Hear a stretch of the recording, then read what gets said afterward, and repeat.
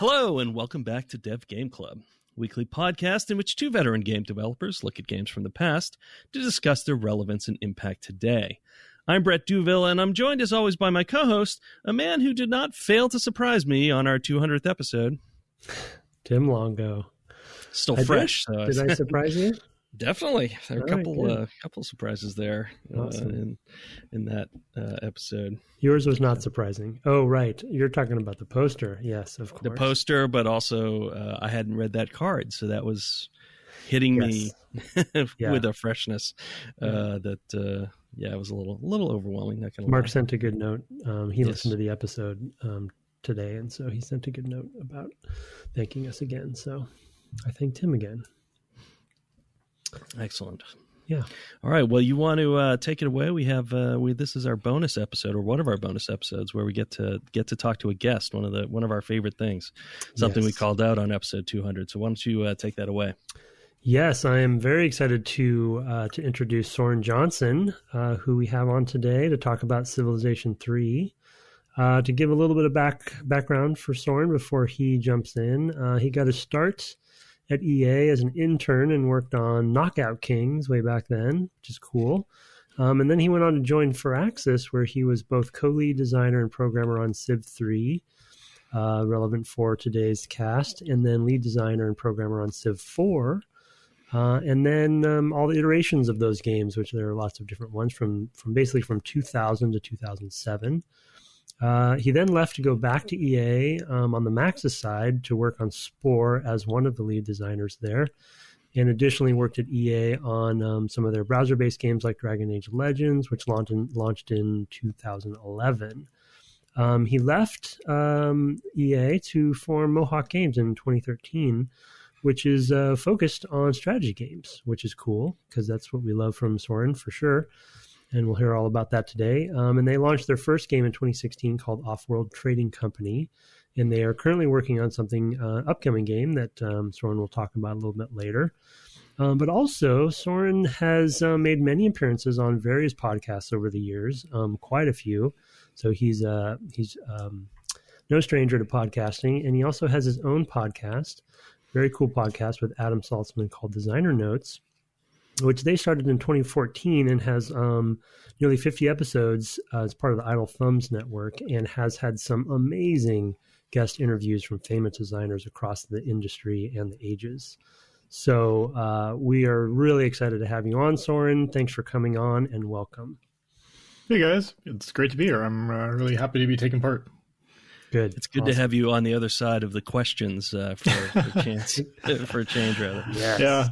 Yeah, I scrolled back some of your old episodes, and I think we actually have some guests that we've both interviewed yes, I think we have, together. Yeah. And you guys have a pretty good line. I looked through it, and I was like, oh, great. This is just what I need another podcast to catch up on. Sorry. Sorry, not sorry. We would be so honored. So, I mean, one of the ways we talked about in pre-show a little bit, one of the ways that we obviously start with this, especially for our audience, which a lot of them are not game developers, so they like to kind of hear, and there's a handful of them that are budding, game developers. They like to hear kind of how our guests got into things, into the industry, and then, maybe kind of work up to how you joined Firaxis, bringing us to Civ III. But so what, you've probably done this on other shows that you've been a guest on. So sorry for some of the repetition there, but yeah, give us how did you get into this whole crazy mess? I mean, there's like a few answers to that. I mean, in some level, it was just that, my parents got me a Commodore 64 when I was 7. Well, got the family, but, I sort of, took it over. Exactly. Like we all did. And so I really grew up on like those sort of mid 80s games, a lot of Electronic Arts games, from that period. And then eventually got an Amiga, and, so, was super into video games at that time. I learned to program some, did a lot of HyperCard. And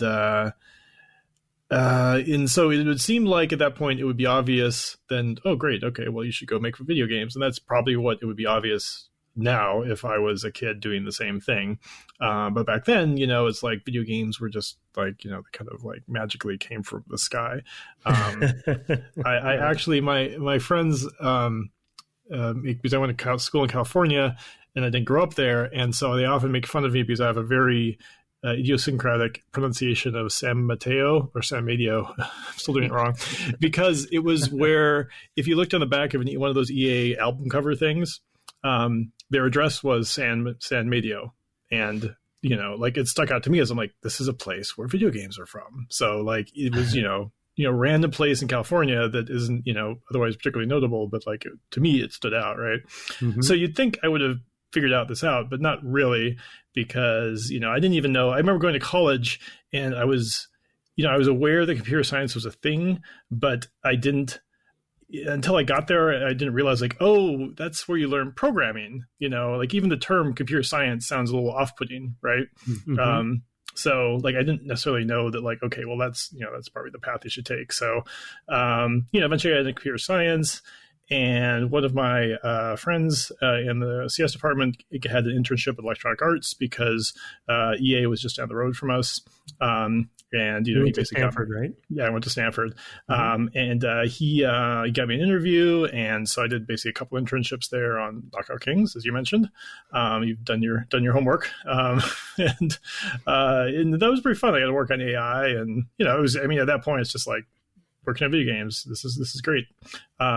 But when that finished, I started looking around of like, okay, what kind of companies do I actually want to work for? I interviewed a whole bunch of places, and probably my number 2 place would have been Black Isle. I got a offer there, and I really like their games as well. I think I was still a little fuzzy on like where Baldur's Gate actually came from, right? Even though it wasn't there, but I mean, there was still a lot of great stuff done at Black Isle, and so I often kind of wonder like what kind of like in alternate universe, like where I would have ended up if I gone that way, right? I'd be probably very good at making a different type of game, right? But I was also a history major in college, and history had always been just like something I was always loved. I always loved history games. I was about to say I'm big into war games, but it's more like I own a bunch of war games. It's hard to like the classic Hex Encounter, Avalon Hill, that type games, which is, a sign of someone who's into history and wants their games to be involved with that. But, it's hard as a 12-year-old in rural Washington State. It was kind of hard to find someone to play them with, but I read plenty of manuals and so on. So when I was following the fact that Civ III had been announced, because I also fell in love with Civilization 1, and also really liked Alpha Centauri. I kind of missed Civ 2 because it was essentially in the middle of my college years, which I didn't actually play a lot of games in college because I really kind of just embraced the experience fully. You bucked the trend. Yeah, I know. It's I just kind of stopped playing games from like ages 16 to 24, which is a little odd, I guess, but I don't know. It's just somehow... same though. Yeah, I was absolutely the same way, even a little longer. So yeah, I mean, it's kind of like the world opens up in a lot of ways. I mean, I don't know where you grew up, but like for me, growing up from a small town, like there were really, and this was of course pre-internet, right? So there just weren't a lot of options. But like, starting to like once I could drive, being able to go to Seattle and go around the wherever I wanted to, and then going to Stanford, like at that point, like the last thing I wanted to do was just sit in front of a computer, like most of the time. Yeah, right? I went from a small town I was very similar. I went from a small town in New Hampshire, basically to Philadelphia. So to full blown in a city now, and very different experience. And everything is like, oh, all these new things I could try. And 20,000 people at my school or whatever. So and then I think it came down to the fact that I am still a long-term planner, right? At some point I'm like, well, I do actually need to do something that's going to earn me some money, right? And like, so can I find the perfect thing, right? And when I found out that they're working on Civ III, I followed that game, and you guys didn't talk about this at all on the podcast. So I assume you maybe just weren't aware of it, but Civ 3 has a pretty interesting development history, because basically the studio fell apart halfway through the product. And we didn't know that. We didn't know. Give us more. We love it. So what happened was Civ 1 was made by Sid at MicroProse, and Civ II was a bit of a fluke because back then they didn't. Sequels were very much like went against the grain of things. It was just a very different time, right? And so it was like hard convincing them to let them do a sequel, but eventually they were like, well, and Sid didn't want to do it, right? It happened because Brian Reynolds was there, and presumably there were a couple other people there who were like-minded, thinking that like this, Civ is this amazing game, we should do something with it. And so kind of like against their best judgment, they made Civ 2, and of course that turned out to be another huge title, and like kind of like. Went really well with it. It played really well with Windows, so it became like an early sort of star on that platform. Is another way to look at it. Right. Yep, exactly. But at the same time, MicroProse was starting to kind of run into some difficulties. I think they had a big arcade thing that went wrong, and it was just, MicroProse was a pretty crazy company. It had all sorts of, there's the things that we remember it for, but then there's a whole lot of things that it did that were ill-advised. Brian Reynolds' first titled product is, do you guys have any idea what it is? Not a clue. No. It's a game called Rex Nebular and the Cosmic Gender Bender. I've actually heard of that title. I did not know that he was in any way involved with that. So he's so proud. Yes, that was his first. He loves bringing it up because I bring it up all the time too. If that was my first game, it's amazing. But yeah, it's an adventure game, right? And like, no, MicroProse was not known for its adventure games. So at any rate, it's going to be a long story, so I'm not going to say keep it short. But like to keep the long story going, MicroProse had trouble, and they eventually sold out to there's a few. They went through a number of different hands. So Spectrum Hullbiter was involved, I think. Right. Yes. And. Some other parties, but basically Sid had actually divested himself or had himself bought out or something earlier than then, so he was not actually even an owner of MicroProse at that point. So it was pretty easy for him to like he was sort of working as like a super glorified contractor, right? Like having like a royalty on the games he worked, but he wasn't officially a MicroProse employee when he worked on the games like Civilization. So it was pretty easy for him to step away and then take some talented people with him who wanted to. Well, I don't think they just left because they're like, we want to go work with Sid to start MicroProse, and it was pretty easy for him to get some contracts back in the day. Back in '95, initially with Electronic Arts. But when he did that, he kind of assumed that like I'm also walking away from Civilization. Although even to say that, I'm sorry, this story's getting really long. So no, not at all. Okay, great. We got it. I love it. Right. So even like looking back, you'd say like, Sid knew that he was probably walking away from all of his great IPs. But the thing is probably back in '95, there wasn't really even a sense that like that's something that you're walking away from. Right. Yeah. Because like franchises didn't exist the way they do now. Yeah. IPs are much different. Yeah. People thought about it differently. Yeah. Yeah. So, you're always thinking about, he just kind of assumed like, we'll just keep making new games because that's what you do. Right. The industry hadn't gotten super conservative yet. It was really in the '90s when that was really starting to happen. And so, but at any rate, he wasn't planning to work on any Civilizations games. But he made Gettysburg, which was, somewhat risky because it's like a, Civil War game, even though it was like a very accessible one. But, it's still like, first of all, that's probably a game that's only going to sell in North America, right? So they wanted to make a game that was like, maybe more of a surefire thing.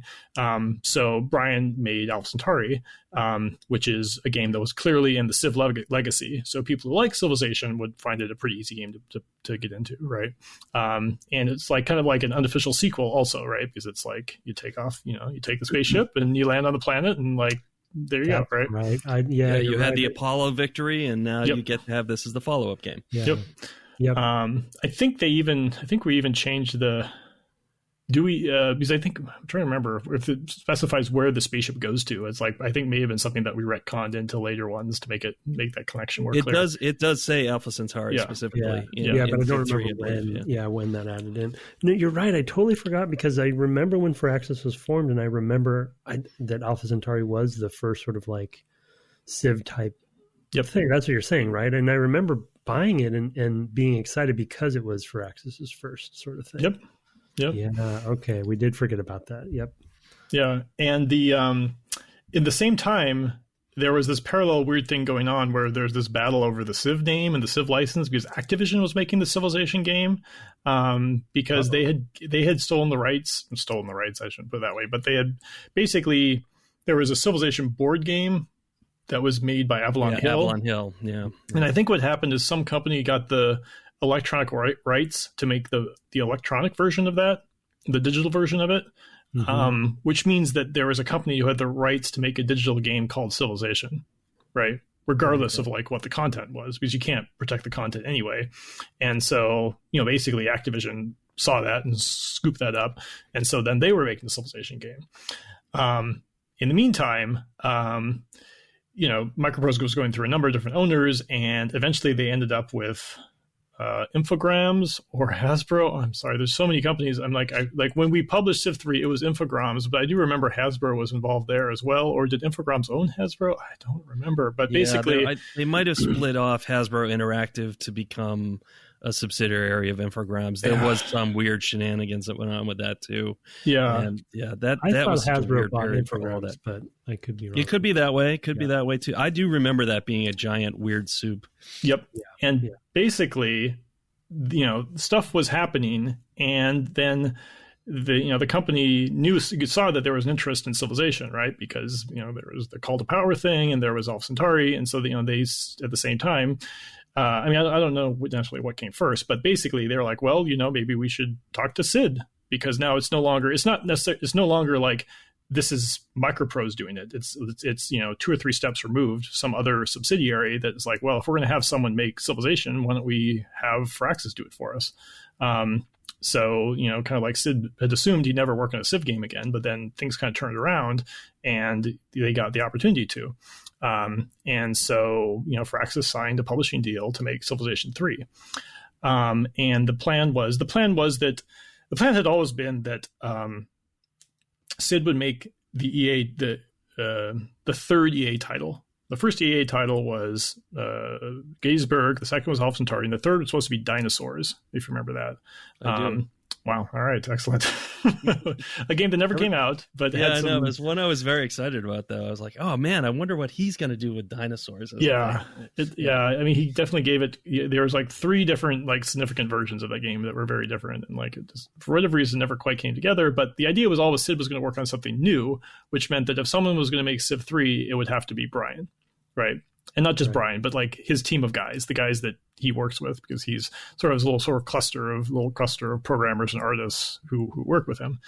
But something else happened in the meantime, right? Alpha Centauri came out probably around 1998. And I think basically what happened is when they finished Alpha Centauri, they started playing a new game called StarCraft.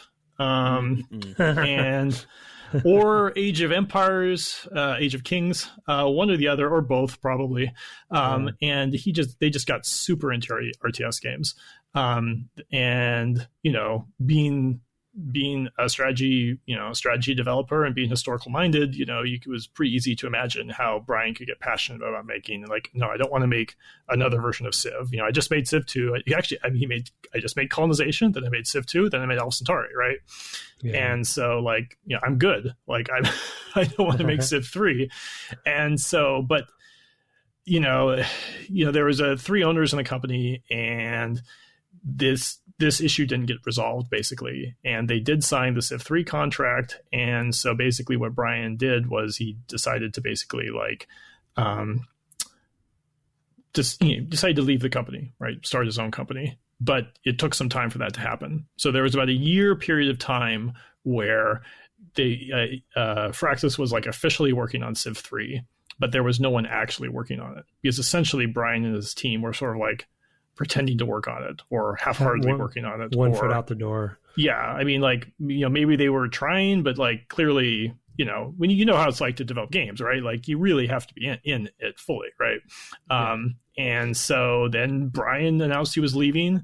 And then a few months after that, the other key people like Tim Train, Jason Coleman, David Inscore, all those people left. And then, a couple other more people left, as they trickled through.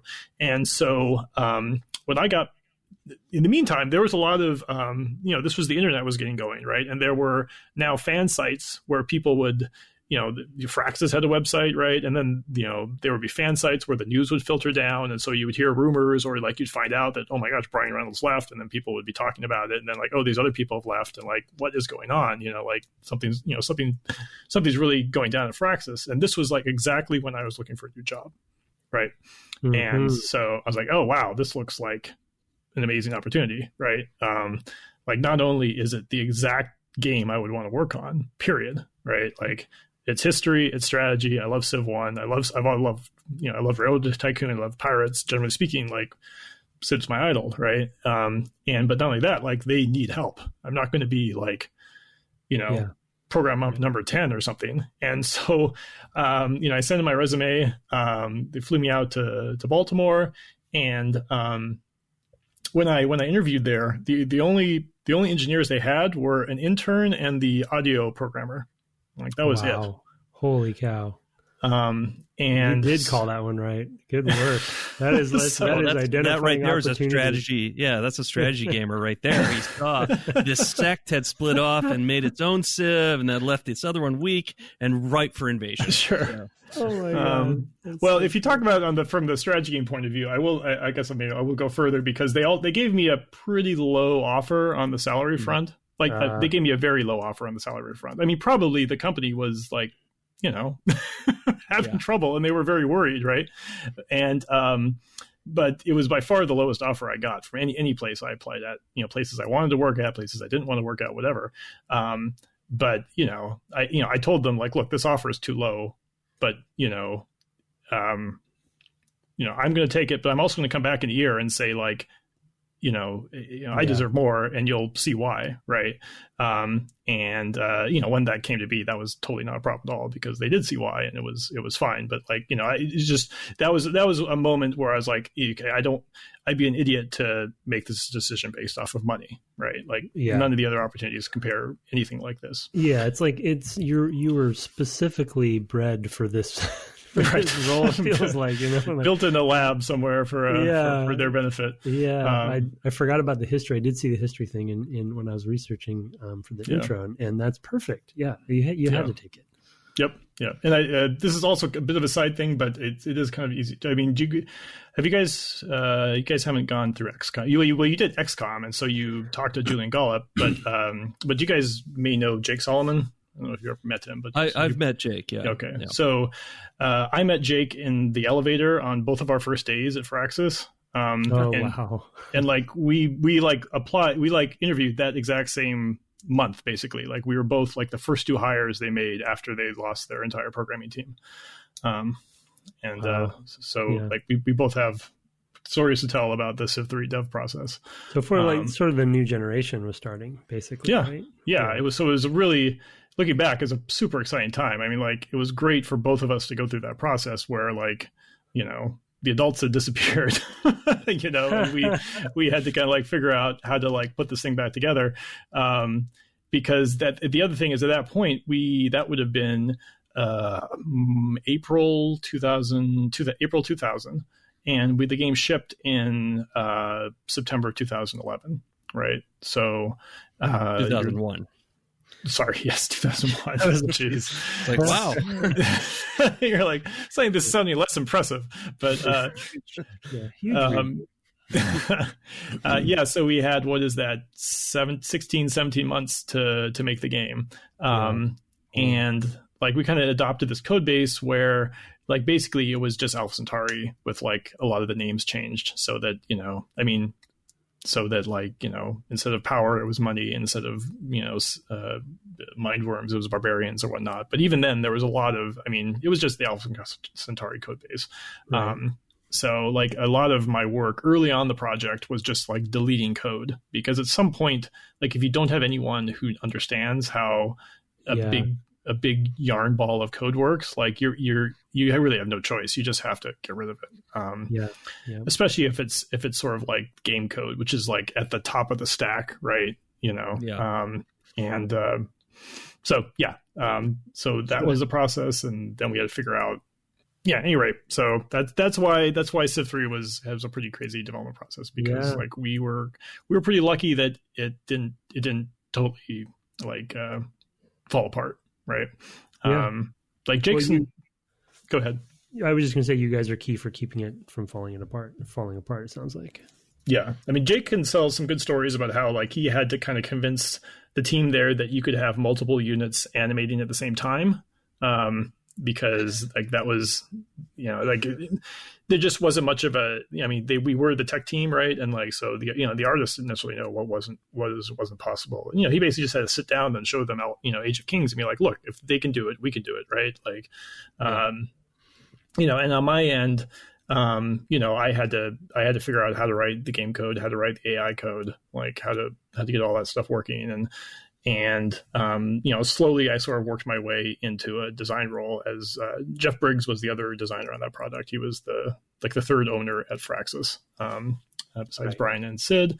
And he had laid some kind of high level directions for the design, and he basically took over when Brian left, and then kind of like halfway through the project, I was probably taking on more of like the majority of the design roles, after he had started to kind of trust me and have comfort in the decisions I was making.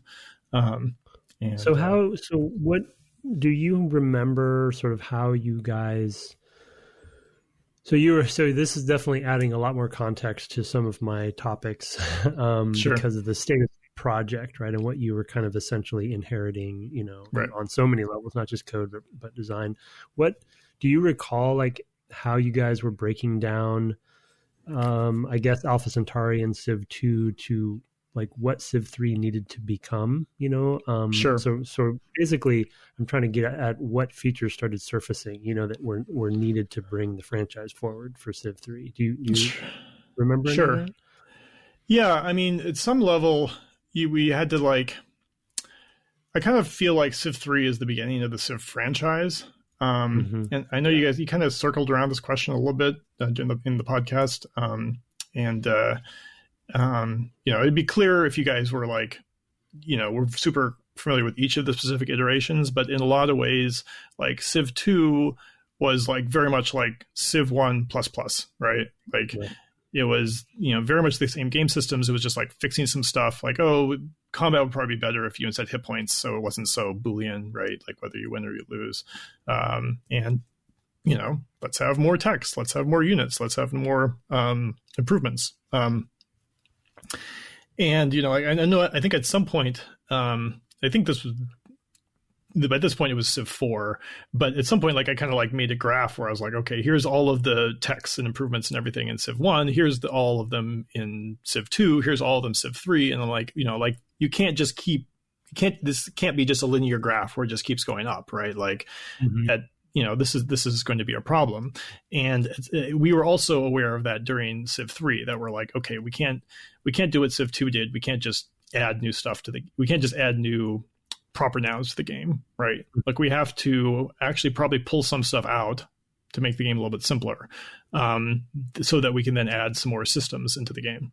And like what are like the super key systems that we feel like Civilization is missing. And kind of in retrospect, the key ones there's a lot of random stuff we tried in Civ 3, but it takes a while to kind of find the ones that really hit well. And the key ones for Civ 3, I'd say, were culture. That took a while. That was just kind of this general idea of okay, the game shouldn't just be about food and science and weapons, right? There should be some other aspect to your civilization, right?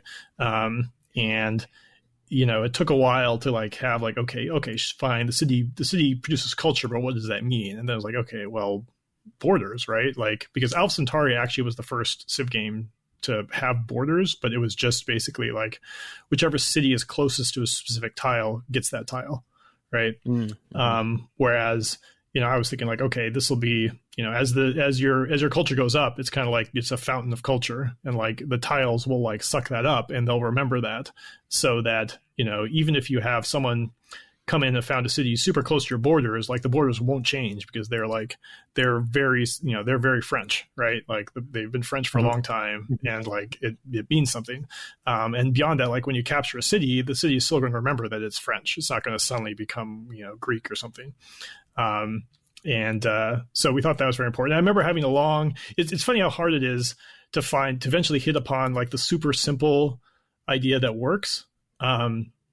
Because like Civ has, and it's a little different now because they let you kind of build outside of the city radius keeps growing. But for the first, I guess, 4 civs, there was still what we call the Fat X, which was those 21 tiles that surround a city that look kind of like an X if you look at it on a Civ 2, Civ 3 isographic. Is that the right term? Perspective.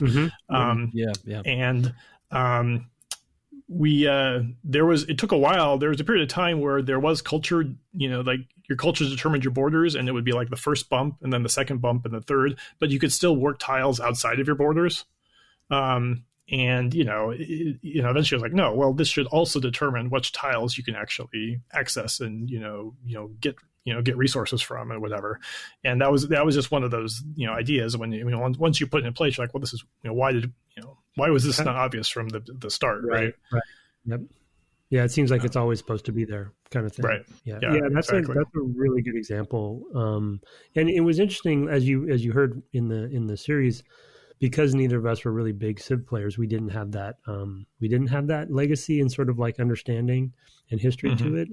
And it's not possible even to get it at this point because Civ and Civ 2 are literally not currently available. It's not possible to buy them. So there's probably abandoned sketchware, site somewhere that you can find them. But I couldn't track them down easily. Yeah, when you asked me about Civ 3, I was like, okay, yeah, that's fine. I wonder why you chose Civ 3. And then I heard in the podcast, like, yeah, this is the earliest version that's available. I'm like, oh, that's weird.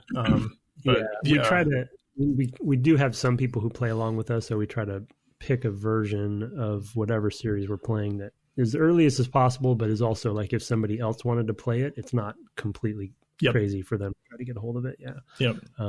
So the borders, that's awesome one. What about so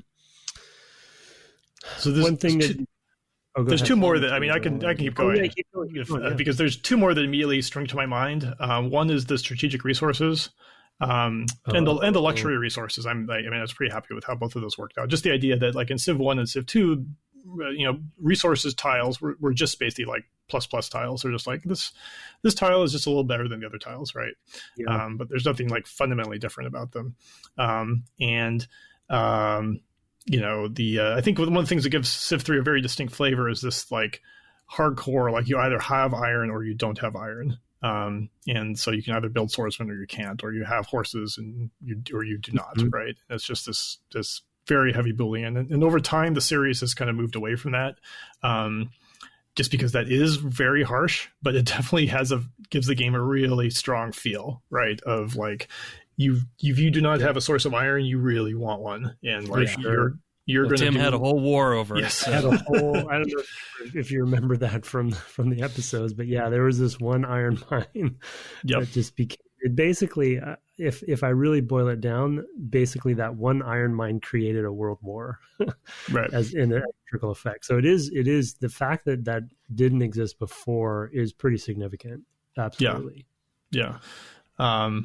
So and I'm kind of a little ambivalent on it. Like I kind of feel like the hardcore nature of that is kind of awesome, but there's lots of reasons why it is. Yeah. It's a little much, but at any rate, for Civ 3, it certainly was very interesting. I actually really also like the way the luxuries worked, whereas this concept of you can get multiple luxuries, but like you only really need one. So it's like. I don't know, it's like, Bonanza or Catan or one of those games that's kind of rigged. So like you really should be trading away your stuff. Like you're really going to be losing the game if you don't take advantage of the fact that you have the surplus to trade, right? Which I thought, kind of really made sense.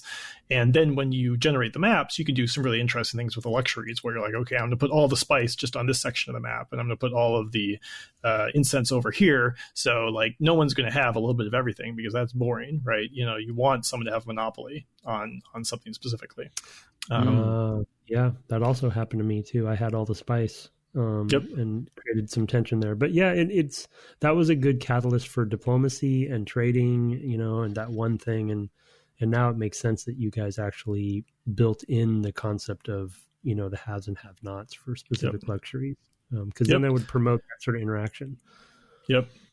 And I can say that like, similarly, like this is kind of like, there's this issue with Civ games about like you can do stuff that's historical, but like at some time, but like you can only do so much, because in this case, that's something that worked really well with the gameplay, because it's like, okay, great, you got some scarcity, you got some monopolies, but it's not a crucial resource, so it's okay, because it's just like, I forget, it's a little bit of happiness, right? And like you definitely want more, but it's not like it's not the same thing as like not having iron. And one of the things, one of the things we tried earlier was like, I had just read Guns, Germs, and Steel before like joining Firaxis, which is like kind of a it's like kind of exactly the type of book you want to read in that phase, but it kind of gives you some ideas of that in practice didn't actually work out that well, because one of the main theses of that book is, one of the huge advantages of the people from Eurasia and Africa is they had domesticatable animals that they just didn't in the New World, besides sheep and pigs and cows and whatnot, the big one of course is horses, right? And so when I was all excited to try that out in Civ 3, so we would had a system where like, okay, horses will only be on one continent and not on the other, right? Like that's interesting, but it's not particularly fun, right? Like it's really especially hard, if you're on the continent without the horses. Yes, exactly. Exactly. So as it turns out, is historical. Yes, it was not particularly fun for the continent without the horses. Yep.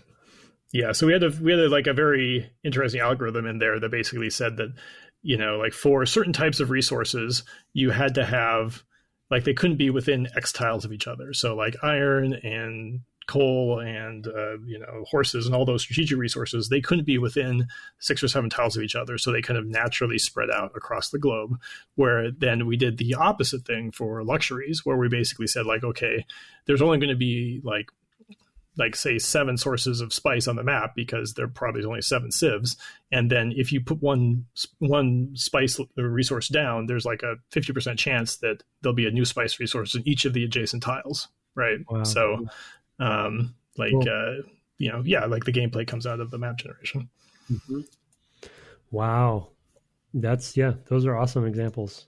So I think the other, which I don't know, maybe there's a little bit of a segue here, but the other kind of macro topic that we hoped that we would talk about with you specifically is sort of how the AI is utilizing a lot of the stuff that we were just talking about.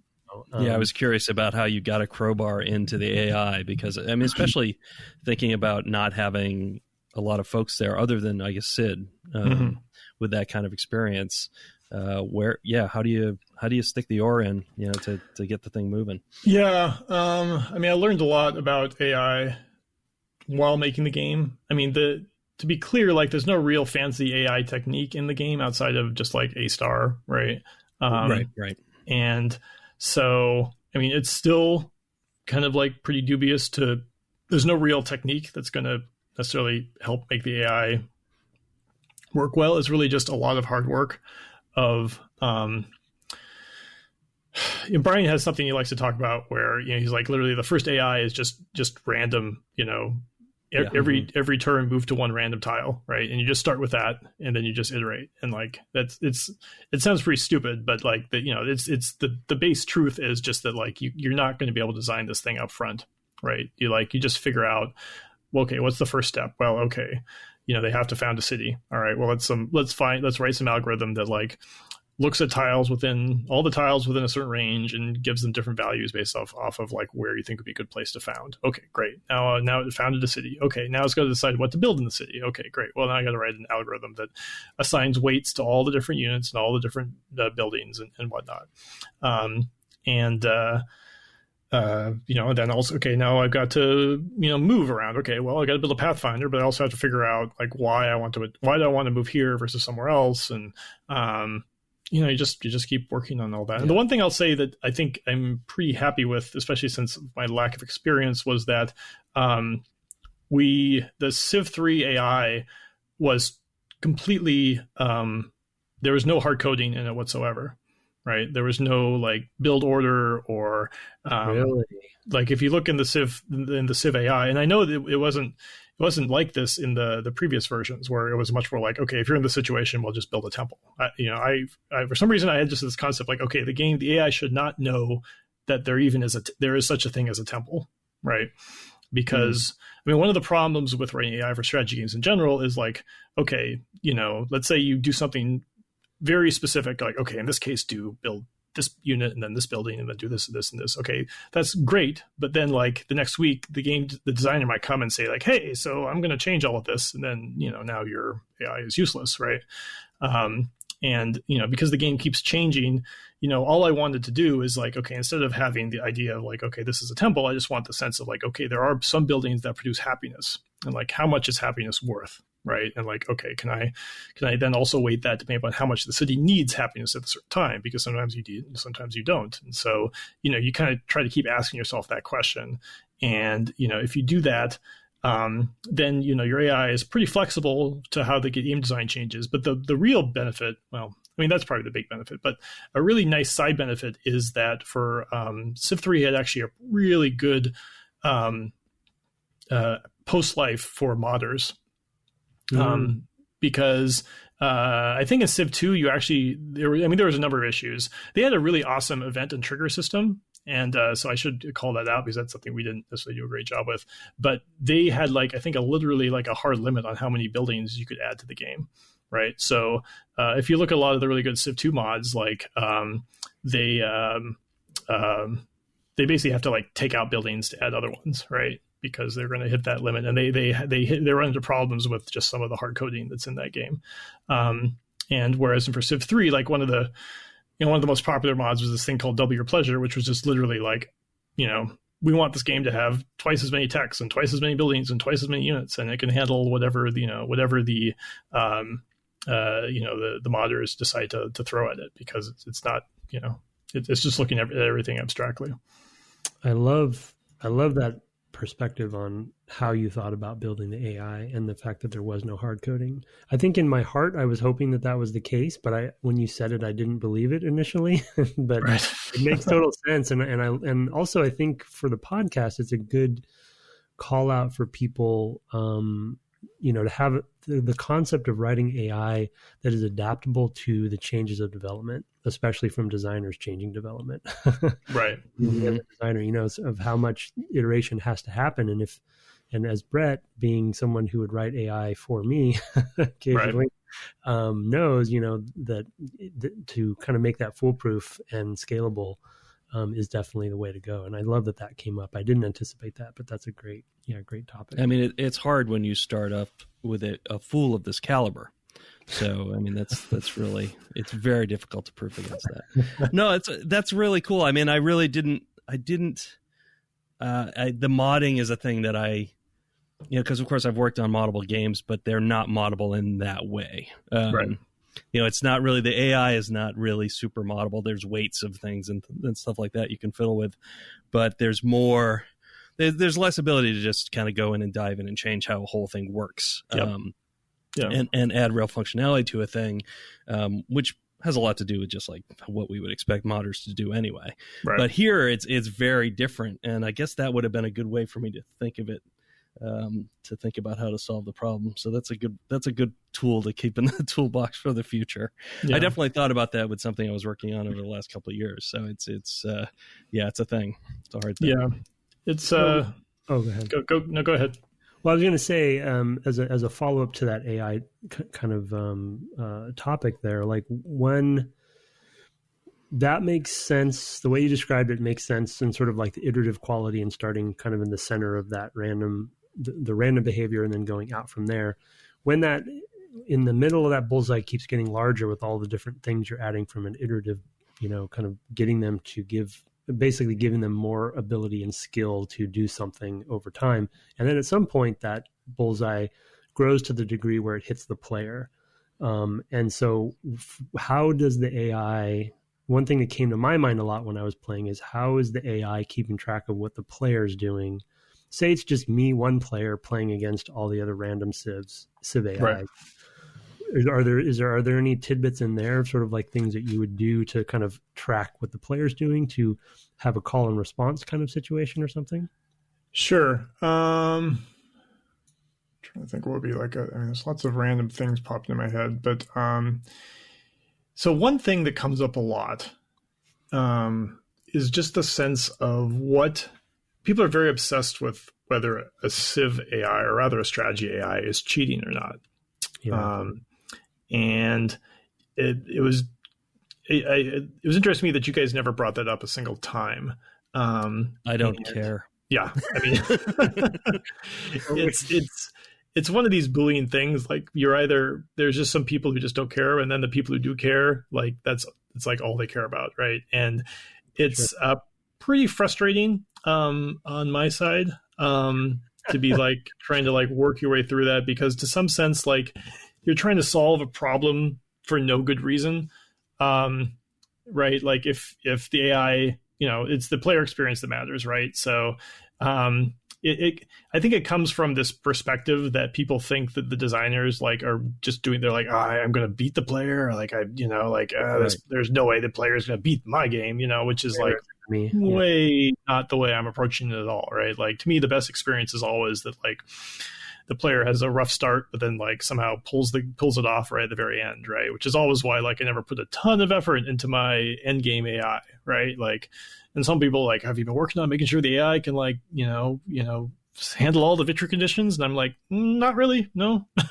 Like, you want to make sure it can functionally win, just so that people don't feel like it's like it's a pushover. Yeah, exactly. But like, that's not really where you want to spend your resources. So yeah, I mean, like there's this just kind of this weird, so the AI has to watch what the player does and, react to that. That's very important. But you also have to be careful. But it is true that you have to be careful how that stuff leaks through, right? Because the player can totally sense if like, what's a good example? Like, you go and you found a city in an area where the AI should be paying attention to, and then suddenly like a bunch of their guys like beeline to you, right? Sure. Like the player can sense that, and that feels bad, right? So you have to make sure you protect against that. There is this one classic story from Civ III where one of the like hardest parts of AI is, and this, I bet this is true. I bet if there's other strategy AI developers here, they'll all be like nodding their head in agreement. One of the hardest parts to ever do for AI is naval invasions. Because there's so many moving parts, right? Like you gotta like, and then this is like kind of before Civ 5 did the whole like, and this is probably the reason why they did it, where they're like, we'll just go have the units walk on water and that'll solve the problem. Yeah, right. Where huge. Yeah, where you're just like, okay, I gotta gather my ships, and I gotta gather all the people on the docks, and I gotta put them on the ships, then I gotta take the ships to a certain target, and then get people off the ships. It has to be the right number of people, and like we have to coordinate to do it at roughly the same time, and like it's a disaster, right? Like it is such a pain in the butt, right? And so I did do a thing where I was like, okay, once you get guys on the ship, like let's find a good city to target, right?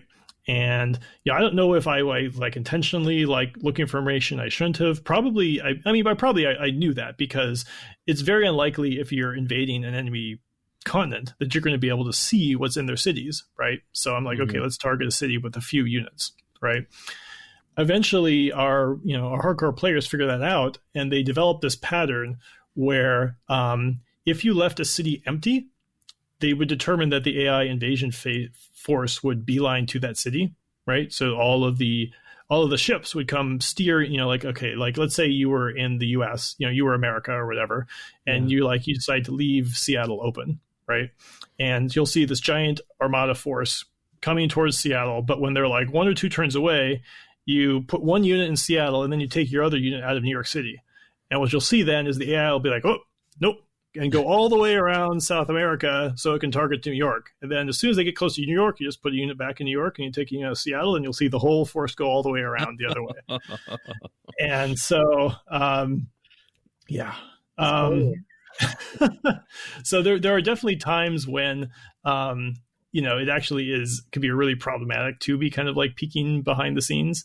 But even if you can see it, like it actually doesn't change the problem. And so what I had to do is basically like when the AI sticks the AI has to be on some timer between when it evaluates its plan, right? Like, I've decided I'm going to invade Seattle. That is my plan, and I'm going to stick with it for at least 5 turns, or more likely it's like every turn there's a 10% chance I might reevaluate my plans, right? So it's that's even better because it's less predictable, right?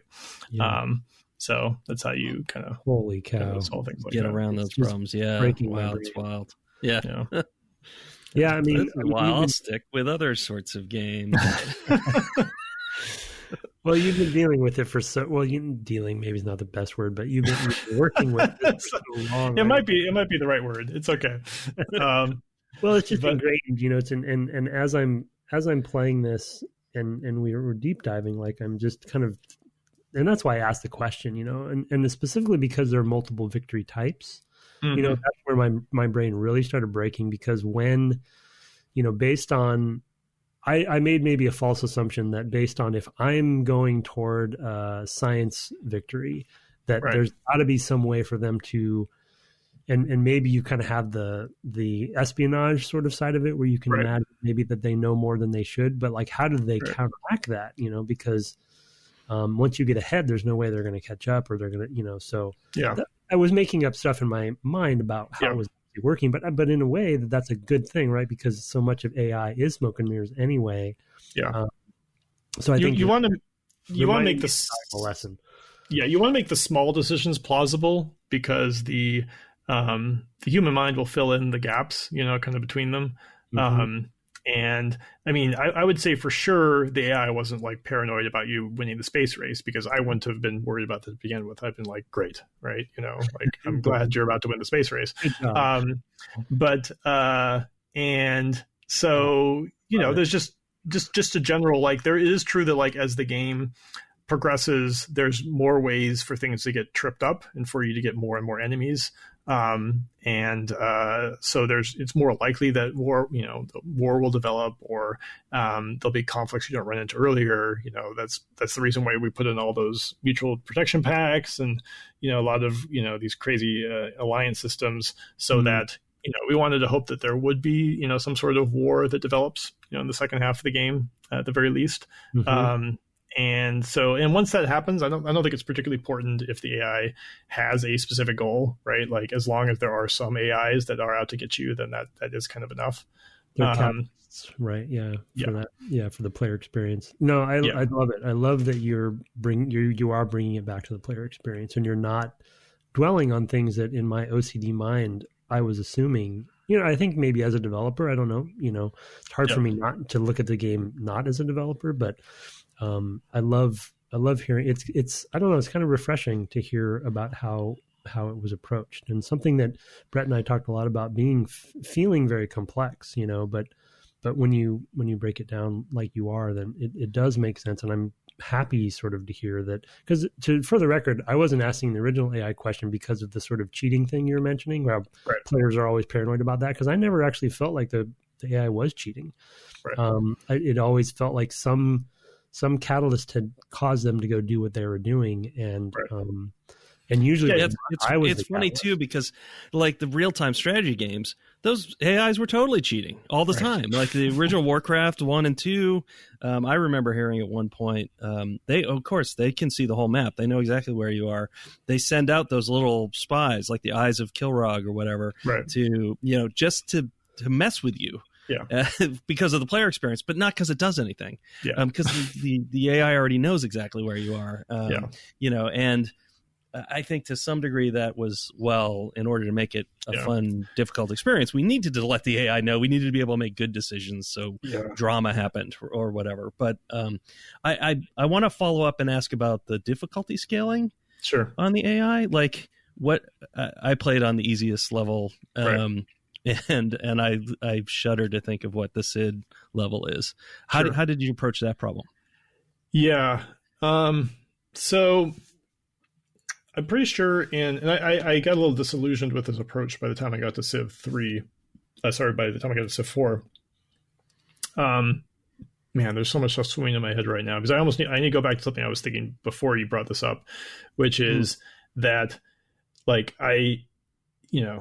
it's very hard for me to like deal with like kind of like the, I have to remember this perspective about cheating, like the concerns over that, because it's a very real thing, but like it's just so crazy from our point of view as developers. Because first of all, it would be almost impossible to even make sure that the AI is not cheating, right? Because when, like, what does that even mean, right? Like if it's just a giant person. Yeah, it's like it's just a tangle of data and code, right? Like you don't have some big like firewall, right, between the AI code and like the game code. Everything's all mashed together, right? And you'd have to actually spend a lot of time if you wanted to quote unquote non-cheating AI. You'd have to a lot of time making sure, like you need like almost like one of those like COM level interfaces to like, okay, can I go through here and like, do I have a right to access this data or not? Or right. And like, there's just no way you're ever going to write a game like that. Right. Yeah. It's so crazy. But and I want to make sure we get to diplomacy, because this is where the rubber really hits the road of like how hard this is to tease apart. But with difficulty, the basic idea essentially was like there's some fulcrum level where everything's equal, right? Where the AI plays the game the same with the exact same numbers that you do, right? I think it's regent, because I think we didn't use the term prince in Civ III. And I think that's the quote unquote equal one, where you don't get the AI doesn't get any bonuses, and they also don't get any penalties. Or I think you get bonuses on the ones, I don't remember how it works, but like basically like the levels below regent, you're either going to get bonuses or the AI is going to get penalties or some combination of both, right?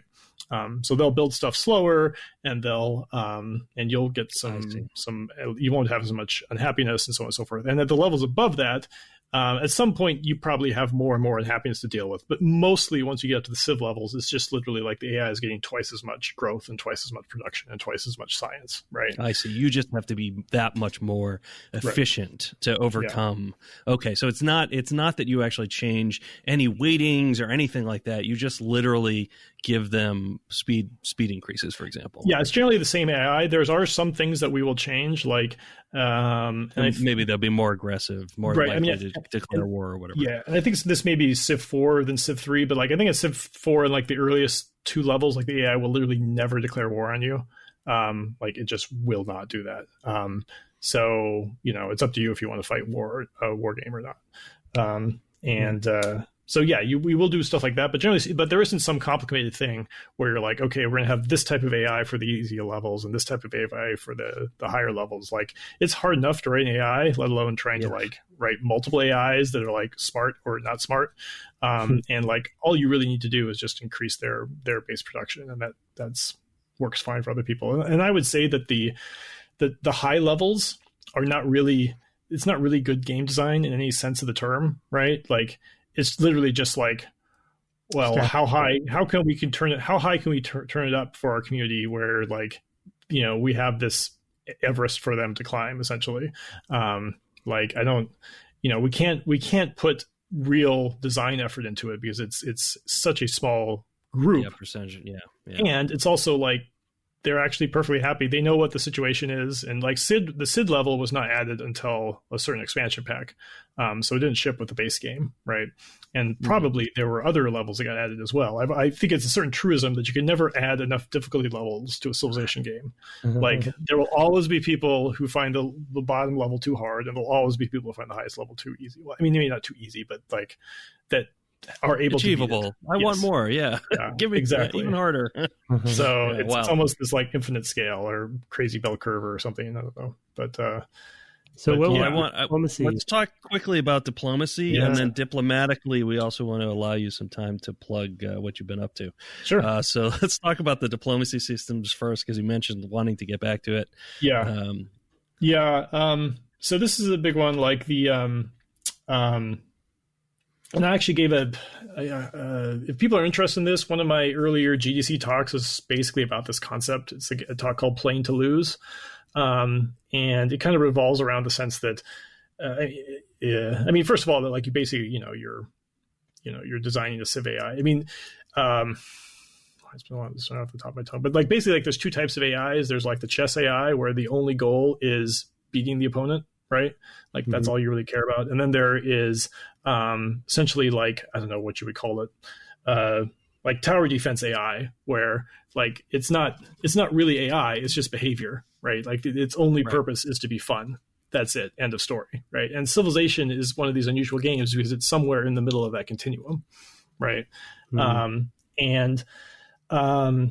But basically, what I'm talking about along that talk is just how like it's actually impossible. Like if you want to talk about fairness with AI, like once you get to diplomacy, it's just straight up impossible. There will never be any way to determine whether an AI is being fair diplomatically or not, because if you play against, and it's funny, it's so baldly true. Like if you play a multiplayer game against 4 or 5 of your friends, right, and you're playing Civ, and one of the opponents, one of the players really starts pulling off a huge lead, and everyone is like, you know what, we're all going to attack this player. You know what? Would you feel offended by that? I see. Yeah. I mean, like you might be upset or whatever, but like no, but they're I see. Yeah, no, but that's they're being reasonable actors inside the circle of the game. Exactly. Yep. Now, Civ 1 and their only chance for any one of them to win is for you not to when you start pulling away. In fact, exactly. You expect it probably, right? Yeah, exactly. If they didn't, at some point you'd be like, "What's going on?" Right? Like, like, are they still playing the game? Are they replaced by bots? But like in Civ 1 and Civ 2, there was just a flag where if on year 1900, if the player isn't the leader, then declare war on the player, right? Like it just happened, right? And people really didn't like that, and that's because they view the AI, really they view the AI as more like an NPC in a role-playing game than like an actual opponent. Like, and they want it to be an opponent, they want it to be opposition, but it's not okay for them to act the same way as a human does, and they aren't aware of it consciously, which leads to lots of problems. Now, a really good example of this comes in I mentioned earlier that I think there were 3 big things that Civ 3 added, right? Culture, which, I'd say like has really spread out amongst 4X games in general. Like I don't think there was like that concept before Civ 3, but like most of them now all have some sense of like culture or influence or nationality or something that's just just kind of flows out from your planets or your bases or your cities or whatever, right? Like that's become kind of like a standard now, and like the strategic resource thing. And then the third thing is essentially the bargaining table, the diplomatic bargaining table. As far as I can tell, I think this was the first game that had that. In Civ 1 and Civ 2, the leaders would come up and they would like, hey, we'll give you this for this, and you'll say yes or no. But there was no concept of like, here's a list of stuff you have, and here's a list of stuff they have, and let's make a deal, basically. And I actually think that it's maybe done more bad than good, actually. But for sure, it's something that has also been basically adopted by, basically every 4X game that's out there. Because it gives you an opportunity to utilize the resources you have to try to try to get something from another sort of NPC or what have you. And I can see why it would be popular, but one of the things it's a good player affordance, right? To be able to get that iron you don't have on your map, or anywhere in your borders or what have you. It gives you some scalability, but I can see how. I mean, one of the things that we talked about on the podcast was having a hard time reading what are the values was, sure. And Civ, it would have been really nice to see you guys play Civ 4 for many reasons, but like all of like Civ 4 was like, it was great to be able to make Civ 4, but Civ 4 was like basically like all the stuff I was doing in Civ 3, like I didn't know what I was doing, right? And like also a lot of the stuff you guys saw in Civ 3 was after multiple major patches. Like when Civ 3 came out, like there were some major problems with it, and like my game design education or career really began the day Civ 3 released, right? And I learned whether all my theories about the game were true or not, right? And a lot of them turned out very differently from what I thought. And we'll get to a big one in a second, but like Civ 4 was like really my chance to like do it right from the beginning and like address a lot of these issues. And like, so in Civ 4, there's just a core thing where you put something on your side of the table, and you can ask them like, what would you match this with? Or vice versa. Yeah. You grab something from their side and you say, what would you need from us? And like, that's the way you see that in Beyond Earth as well. So it did carry forward. We didn't talk about it long enough to pick up on that. But I did notice it at the time and make a note. Like there are times where you're like suing for peace, basically. And you say, how about peace? And they say, no, I'm sorry. And we're like, well, what would it take for peace? And you have that. And that is a great addition as well to the series. So I could see if that came along in Civ 4. That would be a real game changer, because that was probably my hardest thing of understanding with the diplomacy is like, I don't know what the relative values of these things are, especially in my first couple of games. And there's no real cost to diplomacy. That's the hard part. That's actually something when I will talk about the game I'm working on now. Like that's something like we do not have a negotiating table for this reason. Like because there is no reason why you can't just try every single little offer. Like, would you do this for 62 gold? No. Right. How about 63? No. How about 64? Right. Like that's a horrible position to put the player in, because they're just going to, like, if they're trying to play the game well, they're going to be having a horrible time. Right. And that's the classic, they're going to optimize the fun out of the game situation. Right. And that's why we just sort of like, let's cut to the chase with Civ 4, just give them a button so they can get the best deal possible. But even with the like best deal possible, like it's still like, it gives the player just so much leeway to like spend infinite time on it, in not necessarily like something that I think is like inherently super fun. That I really think that like bargaining tables are not a great thing in general. But let me get to the thing I kind of discovered about AI and perceptions for cheating and diplomacy and all that stuff. So here's the thing. We already talked about how, like, obviously the AI can't just all decide to declare war on you. Well, but what about trading with each other, right? Especially what about tech trading? So, like in Civ 3, you can call up other civs and you can say, hey, I've got ironworking, would you give me writing? And they're like, yeah, okay, great. And like, what's super dangerous about that trade is neither of you gave up anything, right? Right. Like, there was no cost to you whatsoever. And beyond that, like, you can do that every single turn. Every single turn, you can call up every civ and offer them every single one of your techs, right? And because you're not losing anything, like, there might be reasons why you don't want to spread techs around. Like you are losing something in a sense that this other side is getting military supremacy, right? Yeah. But there's still that core problem there, and because that was a very strong strategy for the AI to be very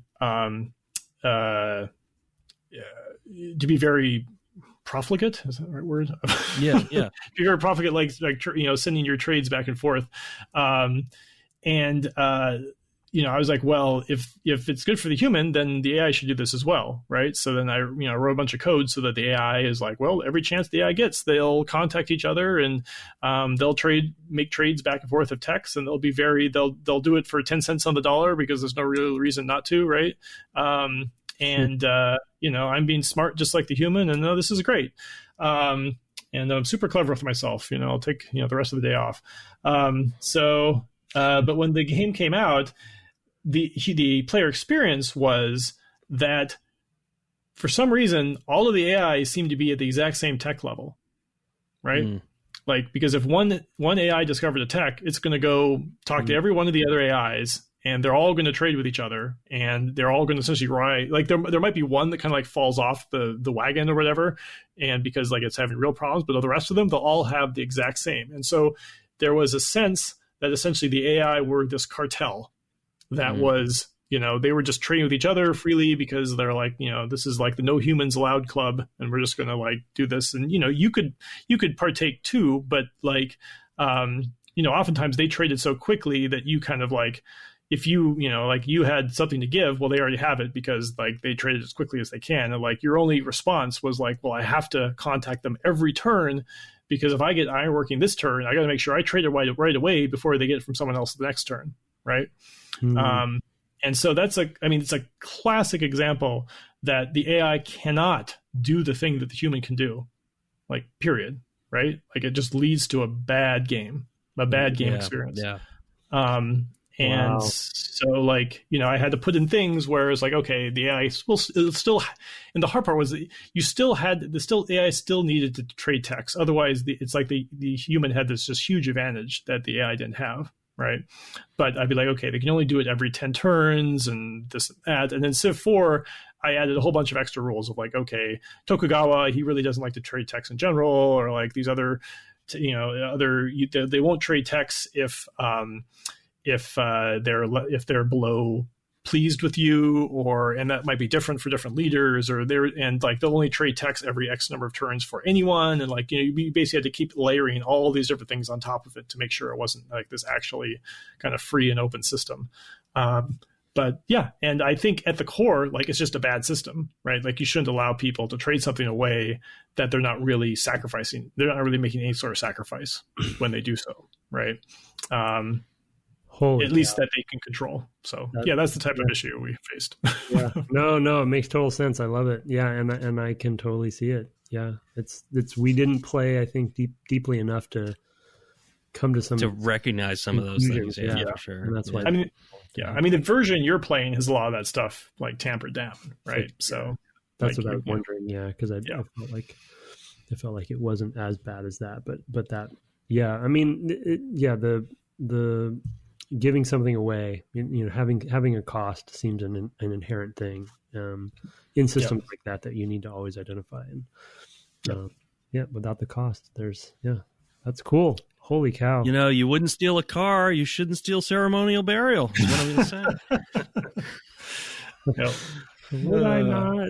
Okay. I don't know. You might by the time you've been out on the trail long enough. We can keep. We didn't even. An hour's not barely scratched. Yeah, we can. Civ. Some of the stuff. But, I'm happy to hear some more questions for you guys, because some of the stuff I'm saying is actually kind of like is stuff that like is actually pretty well baked in my head. So I don't mind hearing like whatever, like more like unusual stuff you guys have to throw at me. So you can keep throwing stuff out there if you guys have something you want to bring up. Well, we more want to be sensitive to your time. I mean, we're happy going over, but I wanted to just. No, I'm fine for you guys. You're both on the East Coast. No, Brett, you want to? Yeah, let's keep going for sure. Then, well, I think a macro topic that came up a lot that relates, I think, actually quite a bit to the previous ones is, and kind of comes down to maybe what Brett was asking, difficulty specifically, but difficulty aside, balancing the game. And I guess as a sort of like partner to that, I kept bringing up, as you may remember in the series, sort of the spreadsheet-itis of it all, kind of seeing the spreadsheet behind it. And I was sort of, from a development perspective, interested to know how that sort of, I'm assuming there wasn't actually a spreadsheet, but how was that data maintained and developed and maintained, and how does that relate to the balancing of it? Was it just endless playtesting and iteration, or was there somebody who was trying to find the right balance to all of the sort of data and numeric data or what have you? So that was one macro topic there that, how do you balance this game? Well, when you mean by the spreadsheet, do you literally mean like temples cost this much and they produce this much happiness and like spearmen? Yeah, in a way, because what I ended up doing, Brett didn't go as deeply down here, but I I had set a specific, whichever, I'm sure everyone does when they play these games, I'd set some specific goals for myself, and I would just I would OCD out and optimize, and I would just go down into each system and try to figure out what the most optimized thing is I could do at every turn to get to my goal, and so it kind of almost reveals a spreadsheet in a way. I mean, it's not the best description, but I think you kind of know what I mean. I mean, you see the integers, right? Like it's a chunky game, right? Like intentionally, right? Like, I don't know if you guys have played many of like the Paradox games, but like games like Crusader Kings or Universalis, like oftentimes they're kind of lumped into like, oh, it's a game kind of like Civ. It's like, no, it's not like Civ at all. Like those games are like flight simulators, right? Like there's no way you're gonna like, okay, let me do the math here. Like, no, that's no, Civ is a game about math, right? Like at its core. Like beyond that, like I'm super stubborn. Like I've always, I still do like, not floating point, fixed point math internally. Like I just do not trust floating point numbers. There was a point early on in, I think, Civ 3's multiplayer development where we ran into this issue. We're like, oh, the floating point numbers work out slightly differently on different machines. And I was just like, that's it. I'm done. I will never write another float again. And I have never used float. I don't think I've ever used another float again in 20 years since then. Like it just, like, there's no reason to, like, why would I? Life of a game programmer. Yes. So yeah, it's very integery. It's very chunky. And I don't remember how we stored the data. Probably I wish it was a spreadsheet. Like we moved to XML for Civ 4 for a bunch of reasons. One, to make it easy for people to mod it, because we made it so you could mod. We built an editor for modders for Civ 3 so that they could change the numbers. But I don't feel like that's what I used to set the numbers. I don't really even remember where that stuff was. Maybe it was. But like with XML. Well, I was going to say, also spreadsheet is even, I'm just using that almost as a metaphor too. Yeah, it's like I'm not so concerned about the tech. It's like the abstract question of like, okay, how did you get to the numbers you shipped with, or whatever tweaks you made afterwards? Like these are not short games to play, so it's hard to imagine iterating on the numbers. Right. So, I mean, maybe you could. Maybe if you just let the Civ. That's the short answer. I mean, I did do that. I did actually have, like, I would leave the game. I would develop a version of the game that would run overnight. I definitely did this with Civ 4. I just don't remember if I did. I think I did it with Civ 3, where I developed a version of the game where there's no AI, and I would just let it run overnight and then see what happens. But even then, that's more like, can the AI actually wipe out another AI? Right, like that's kind of important. Right. Like, is it actually like where it needs to be by 1900? Like, is the stuff balanced? Like there's really no good answer to that. Like what the real answer is, that's why I make early access games now. Offworld was an early access game, and 10 Crowns is going to be an early access game.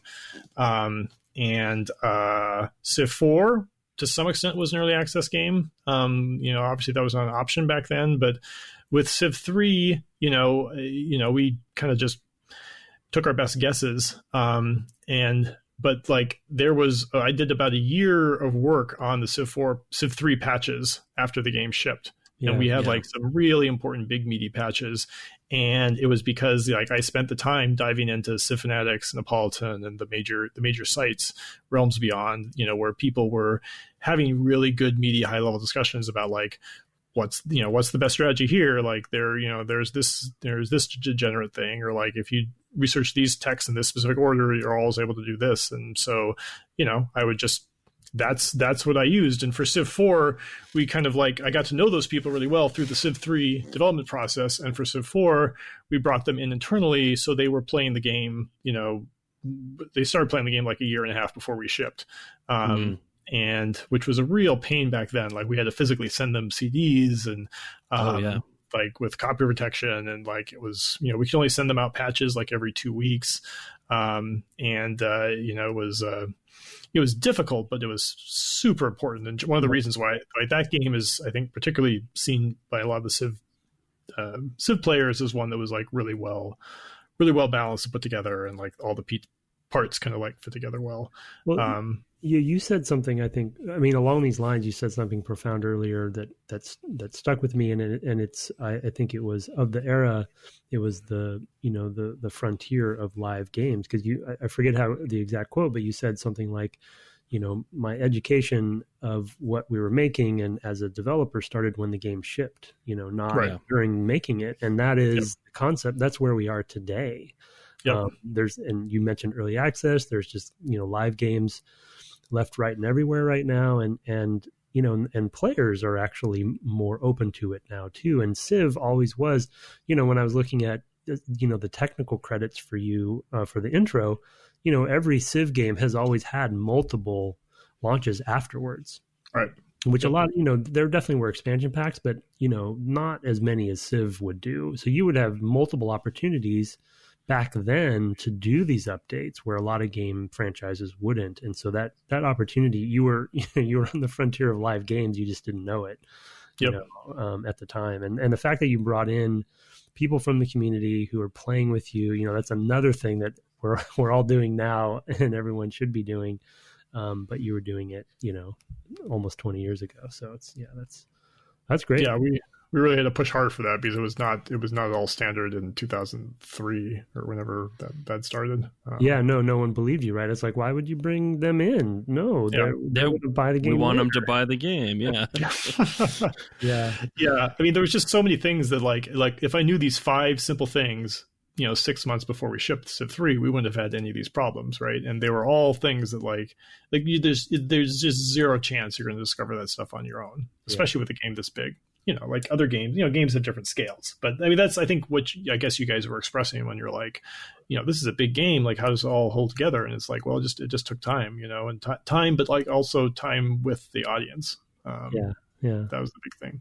That's great. Yeah, that's a hard thing to kind of remember because this hasn't been the sort of thing I played for a long, long time. So, for me, other than playing board games themselves, which are a lot less complex, and probably for some of those reasons, and well, it's interesting to think of it. There's a super interesting thing that's going on with board games, right? Where they're kind of running into this problem in the way they haven't before. Mm-hmm. Do you know A Few Acres of Snow? Do you know I don't know, like what your level of involvement is with board games. No, I mean, I only go so far. I mean, I played a lot with my kids over the last, couple decades, but okay, but not so much going deeper and deeper and deeper. Okay. It's a really good game. It's actually a really interesting one because it's like a mix of a deck builder and like a war game. So like it's super good game, but there was this famous thing known as the Halifax Hammer. It's about the war between the British and it's the 7 Years' War between the British and the French up in Canada. I'm blanking a little bit on the area, but yeah. And the truth is about most board games you have on your shelf, like how many times have you actually played them, right? Like maybe 3 or 4 times, right? If it's a meaty game, right? If it's not Catan or something, right? And so the truth is you actually have no idea how this game should be played or how it's balanced or whatever, right? But now that games can be played online, they're basically like this game is just like a very canonical example of this. But it happens all sorts of places. We're basically like, oh, this really cool game, and it came out, people were really excited about it. A lot of people played it online, and then just basically at some point the community discovered, oh, there's just this one thing that the French can do or whatever. And if you do blank, blank, and blank, these are your first 3 open moves. Like you're done, right? Like it's an asymmetrical game, right? So like if there is a thing like that, basically now you can only play the game if you like intentionally choose not to do this thing, right? Right. Yeah. And there was no way they were ever going to discover that on their own, right? Because how do you get a large enough audience to play test a board game beforehand to discover that type of thing, right? And so. It's not digital, so fixing that problem is not very easy for get everyone with a copy of it. Yeah, that's interesting. Yeah.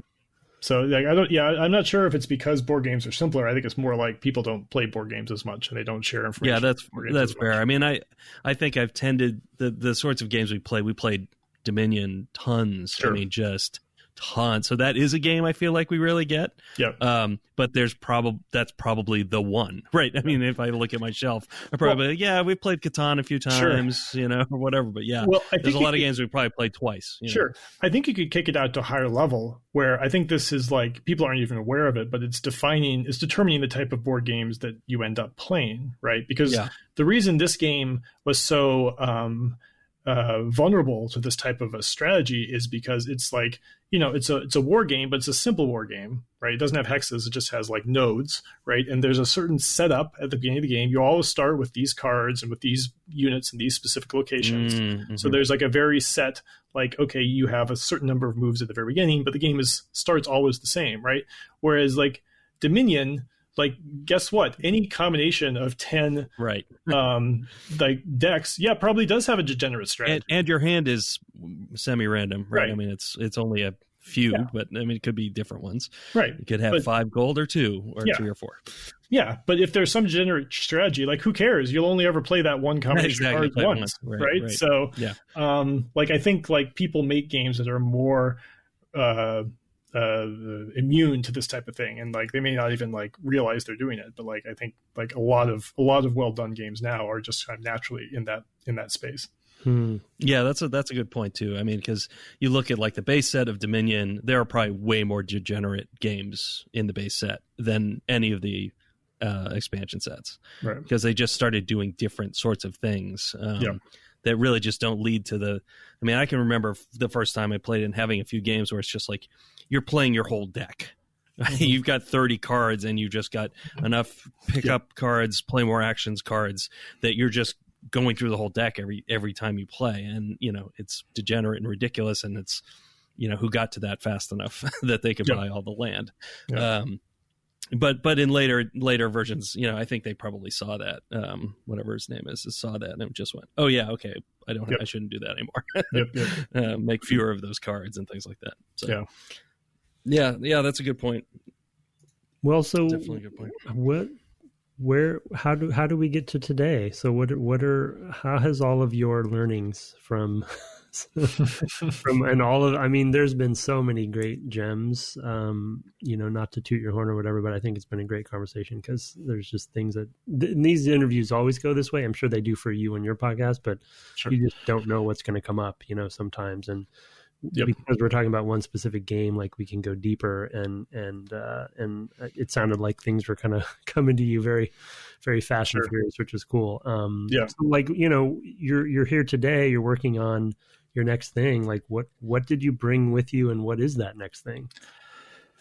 I mean, you caught me at a good time because like I'm kind of back thinking about these Civ style games because I'm working on a game called 10 Crowns, which is kind of like the first time I've jumped back into 4X game design since working on Civ 4. You know, by the time I got to the end of Civ 4, you know, I was kind of, you know, I'd done the things I thought I needed to do. I didn't really know I didn't really know what to do with it anymore. So that's why I couldn't really keep working on Civ and keep working on Civ 5 or whatever. You know, it was really a good time for someone else to step into that. But at the same time, it's, you know, it's certainly a genre and a format I love. And so I just needed some time to ferment on ideas. And I should mention up front that the game that I'm calling 10 Crowns, you know, by the time people might be listening to this months from now, it's actually going to have a different name. You know, we're working through it's coming out soon. Like it'll be this year, and it'll be an early access game. But you know, we're working on our marketing plan. We've got some big announcements coming soon, and I'm juggling stuff for press. Yeah, and there's going to be embargoes and whatever. So like I'm kind of in like a tricky spot of like wanting to talk a lot about it, but like not being able to talk too much. But I can definitely say that much of the stuff I'm doing is like kind of a direct response to like my experience with Civ 3 and Civ 4. And like I feel like Civ 4 was like me trying to make, you know, the best version of what Civ could be in my mind, from my perspective.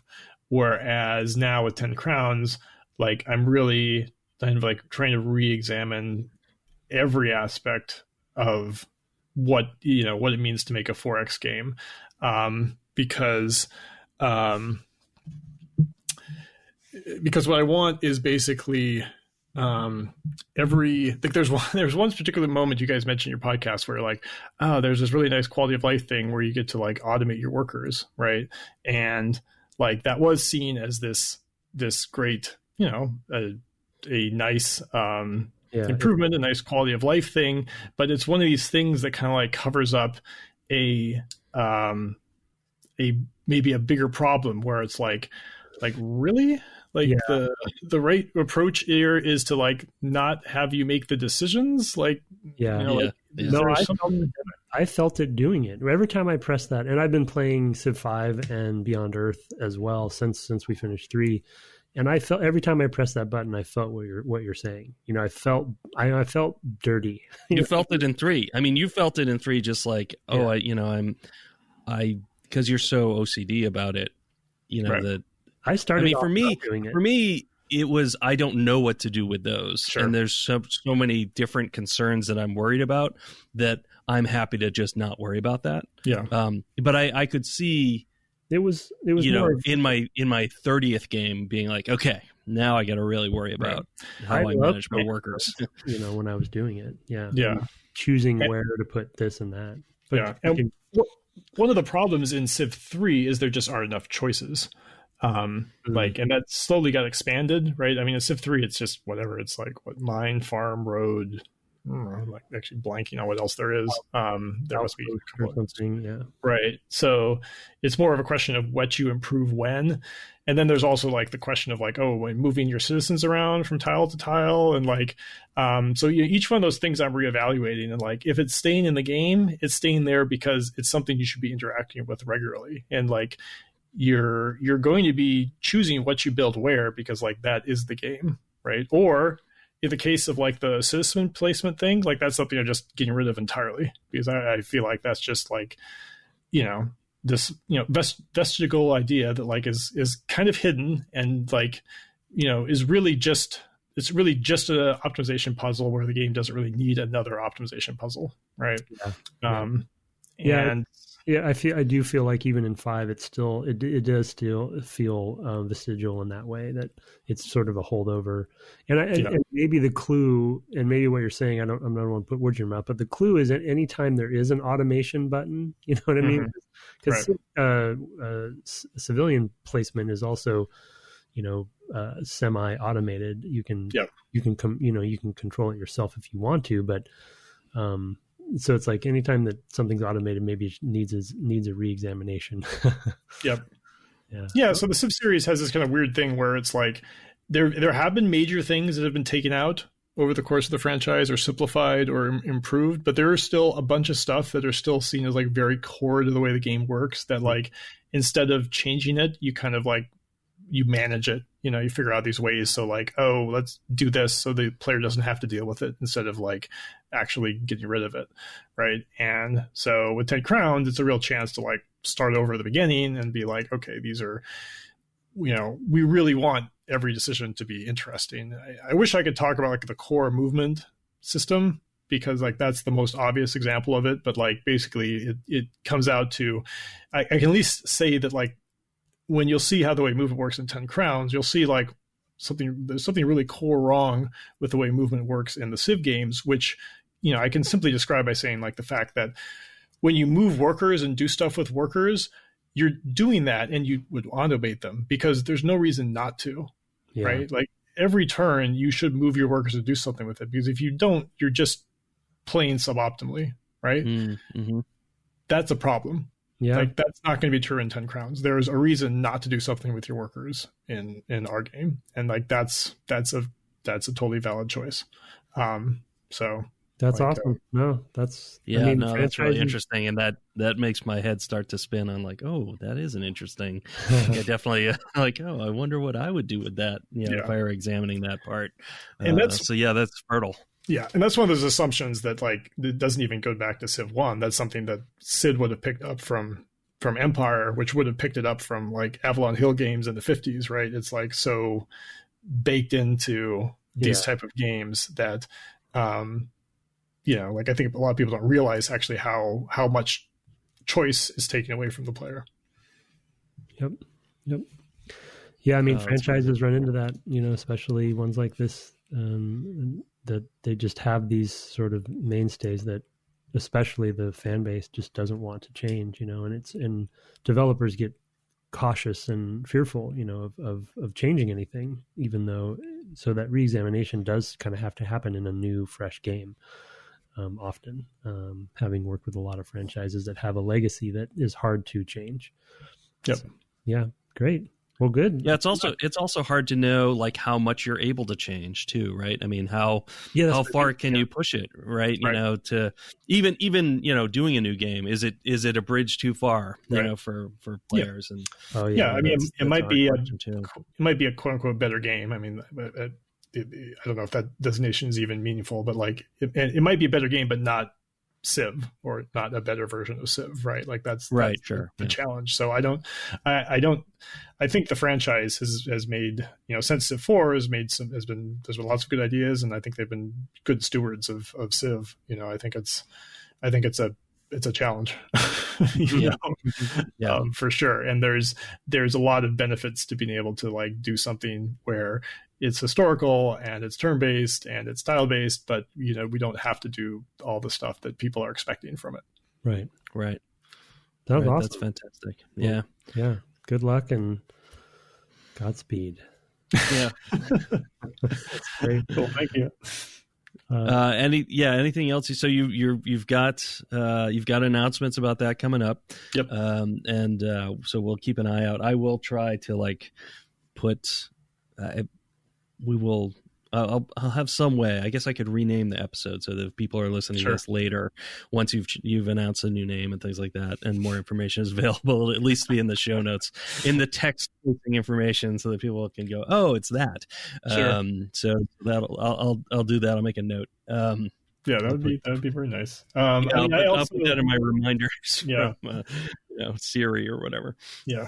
I mean, I don't know if you guys seem to be pretty much focused on old games, which I understand, but like, I mean, I can also send you guys like a copy of it or the keys for it once it comes out, because it might be interesting just to get your guys' reactions. Since you've gone through this long process with Civ III, because this is like very much an extension of a journey that began with me 20 years ago.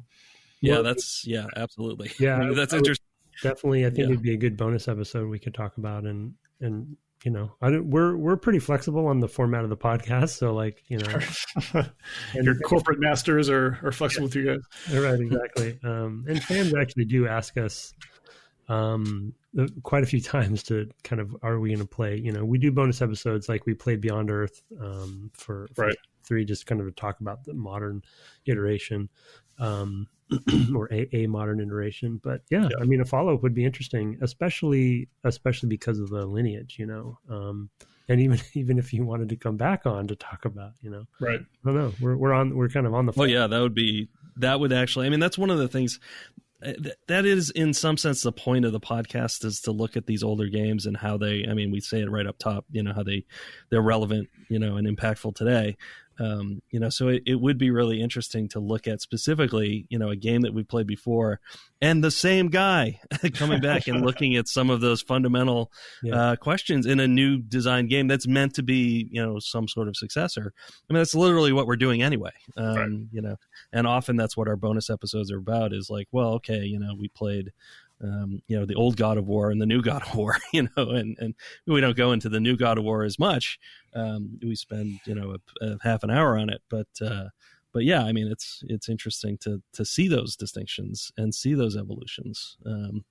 We had an interesting, not exactly the same thing, but when we had John Romero on, I'm thinking of it now, we were able to talk about Sigil, which was his 5th chapter added to the original Doom. Right. It was just amazing to talk to him about, because he was bringing, whatever it is, 30 years of is 30? Is it 25? 25 years of new sort of level design mentalities, to create another chapter to a classic game. So we played Doom, and then we had him on. We played Doom and Sigil, and we had him on, and he could talk about the original Doom, but also talk about making new levels for a game that's 25 years old. So it was really interesting to talk, even though it was in the same engine. You play the Sigil levels, and they feel like modern game design. You know what I mean? Versus original. So it would be fascinating. Yeah, that's cool. Yeah, so absolutely. That sounds really. I love the fact that you made those. That just seems like such a usual thing to do. So that was really cool. As Brett said, it was a gift, to everybody, and that was the point. Yeah, Well, thank you so much for being on. My pleasure. It was fun. And thanks for going over. I didn't want to stop, but we also have to be mindful of people's times and late for you guys. So appreciate it. Thanks so much. All right. Yeah. Thanks so much, Soren. Cool. All right. Thanks, guys.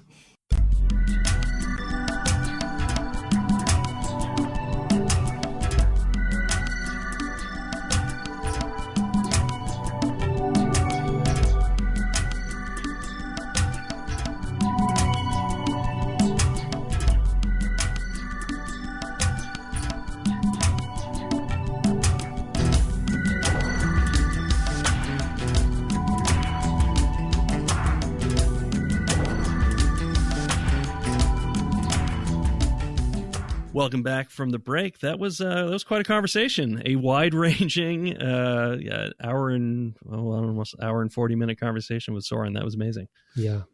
I did not anticipate the sort of historical, not Earth history, but game development history, sort of like direction that he went in. And we didn't, as we told him, we didn't really know about that and didn't do the research on it, but it clearly was quite a to-do, at least in sort of that particular community. And the other thing I think he made a good point that Civ III, which we also didn't plan because we didn't play 1 and 2, at least for the podcast. Civ III was sort of the beginning. It's almost like the Civ 1 of the modern era of civilization games. Right. I mean? Yeah. It's the beginning of that. And having played a lot of this millennium. Right. But playing a lot of 5 and now playing, well, not a lot of 5, but a fair amount. I got most of the endings, but I've just, I also, as I said, fell down a Beyond Earth hole and, and you can see Civ 3 in it, you know what I mean? Like the foundational aspects of it. Oh yeah, sure. Yeah. And so I mean, even me playing Beyond Earth and not having spent nearly as much time on these games as you already have, I could feel that even in Beyond Earth. Like, oh yeah, this is recognizably. I mean, there's some of the changes to like the number of spaces you have and things like that, right? No, because good the hexes changes are pretty big. Good changes, like and not being able to occupy the same spaces and stuff. So some changes, but definitely like, oh yeah, same lineage, right? Not a tree, it's a web. We talked about some of those differences in the bonus episode, but generally speaking, I was like, oh yeah, totally. This is the same game. Like you can learn the same sorts of skills and apply them to this game. And have a fine time. Mm-hmm. So if you're into it, it's definitely still the same game. I had forgotten that history. I mean, some of it as he was talking through it, I was like, oh yeah, that's right. This was a weird time. Because we didn't even talk about like, oh yeah, this was when Firaxis was basically founded, basically. Mm-hmm. And the MicroProse sort of stuff, and and of course, the nightmare of rights to the name and just a lot of stuff going on. One thing I was particularly, heartened by was, there's an interesting parallel here to film as not to film rather. It's different from a lot of games in how it was developed, and that is when we were talking about like, how do you go about building the AI for this? And it was like, well, you start at the beginning of the game and you just come up with ways to do things. Like, so he's like, well, I got to place my first settler somewhere and make a city. How do I do that? Yeah. And literally starting from there. Cause I've gotten so used to like, so for the audience at home, a lot of games are not built quite that way anymore because we're aiming to build a whole what's called vertical slice, right? It's supposed to be some mid-game experience that captures a lot of the systems, and you're building kind of a ton of stuff. And it was just interesting to hear the perspective of somebody who's like, no, I start from where the game's going to begin and have to make the AI from that, rather than something that's kind of anywhere in the middle of the game. Of course, you always have to start somewhere, right? And but it's such a daunting game to think of building the AI for that it was just heartening to me to have him say, well, yeah, I just kind of started at the beginning, Yeah.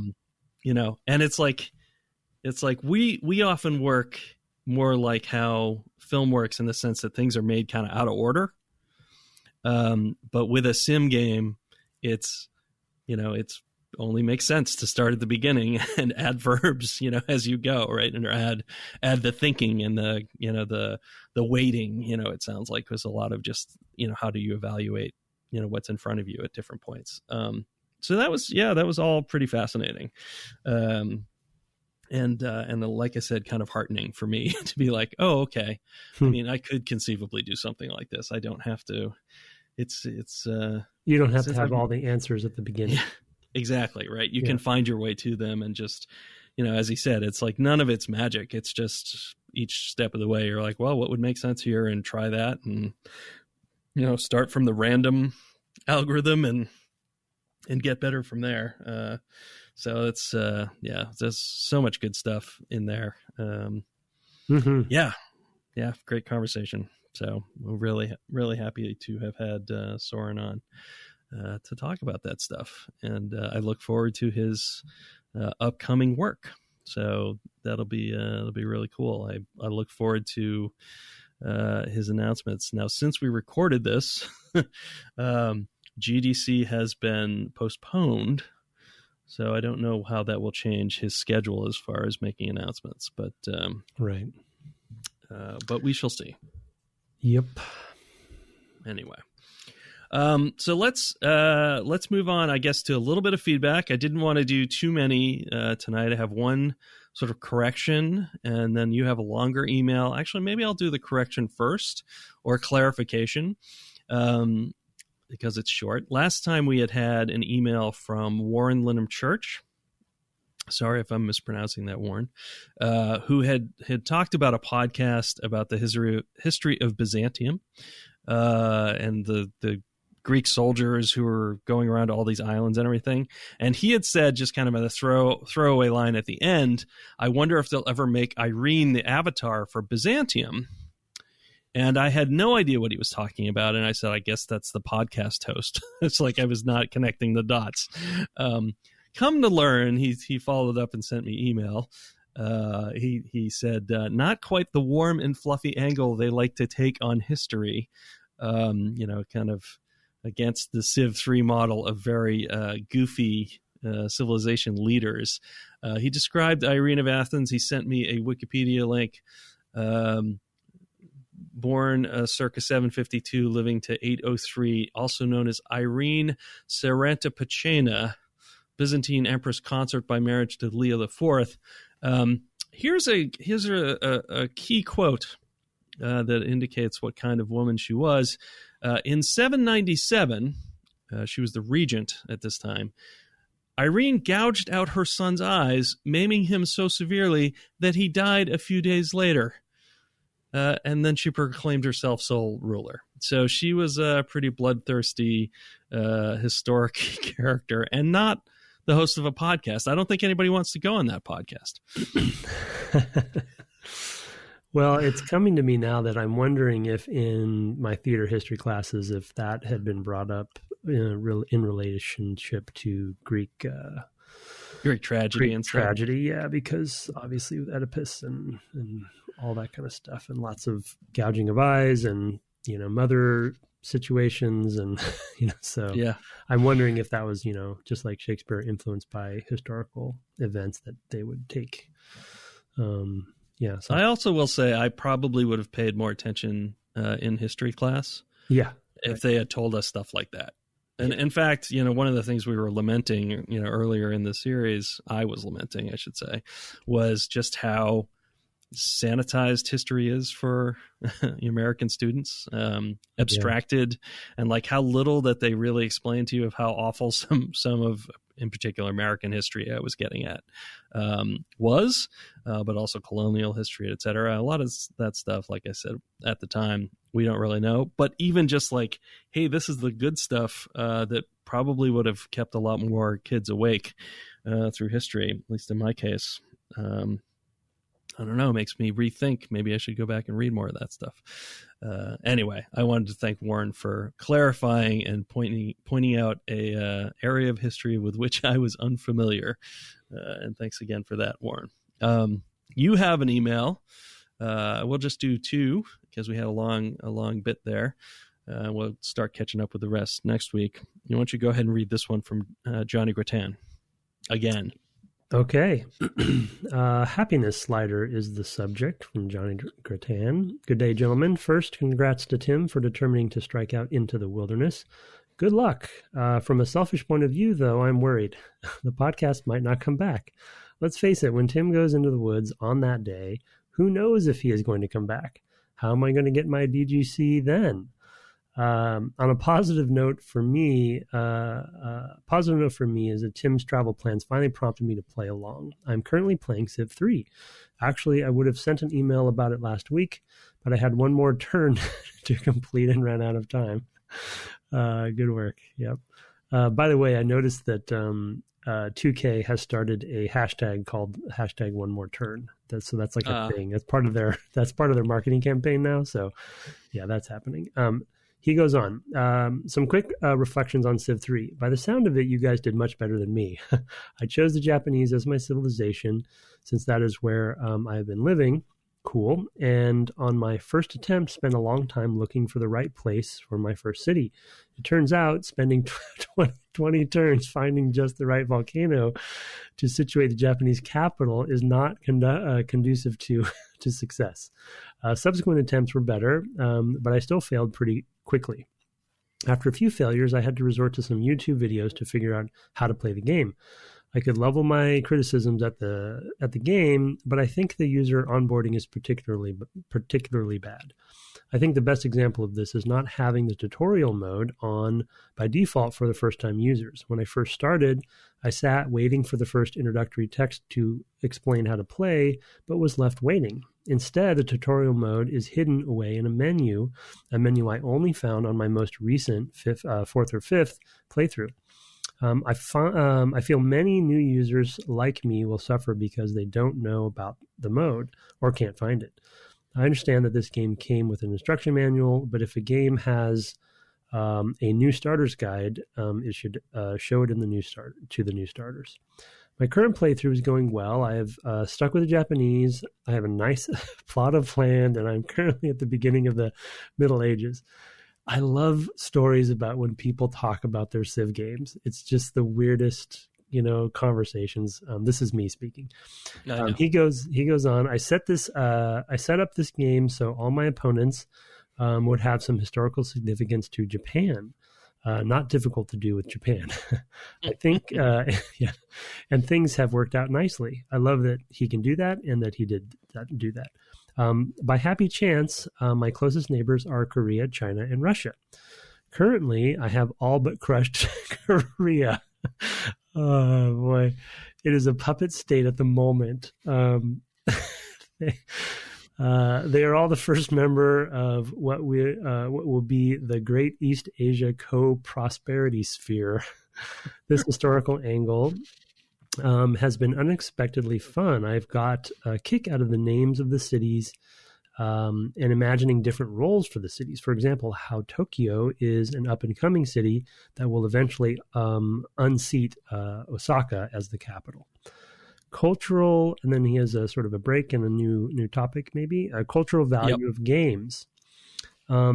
In episode 196, you talk about how video games are not valued widely and how you don't bring them in polite conversations unless you know the listener is already a gamer, contrasting this to movies.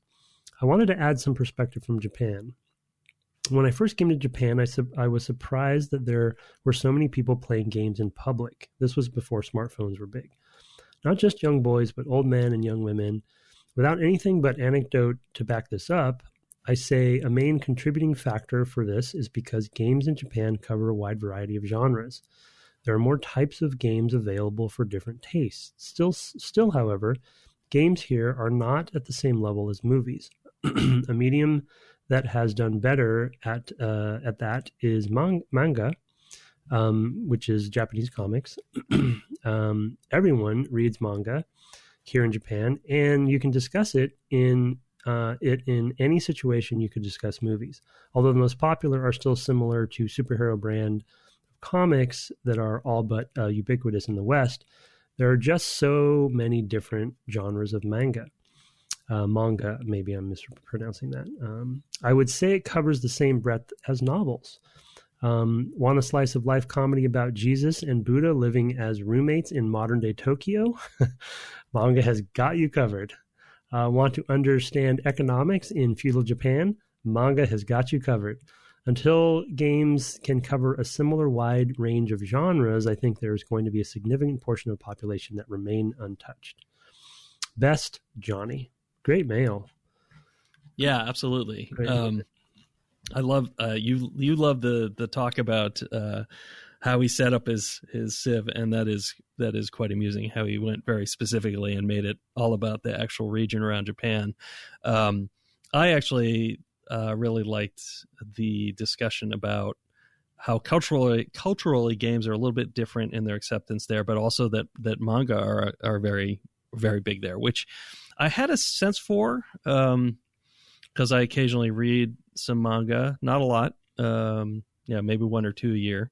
Yeah, but definitely it's a sort of thing where it covers a very, very wide variety, much more so than American comics, although American comics have certainly branched out over the last 20, 30 years or whatever, ever since Mouse, really.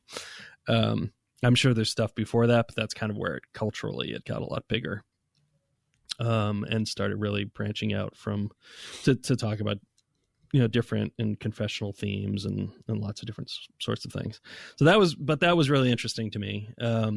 I also was thinking about how we used to be able to read about Japanese arcades and the weird experiments that they were doing over there, and how much variety there was, and even I think in the PS2 era there was some company that was importing sort of strange games from Japan and localizing them, like Mr. Mosquito, which was a game where you played a mosquito and were trying to find the appropriate places to bite, to sink in your proboscis on human targets, and things like that. Just weird games that just aren't made here.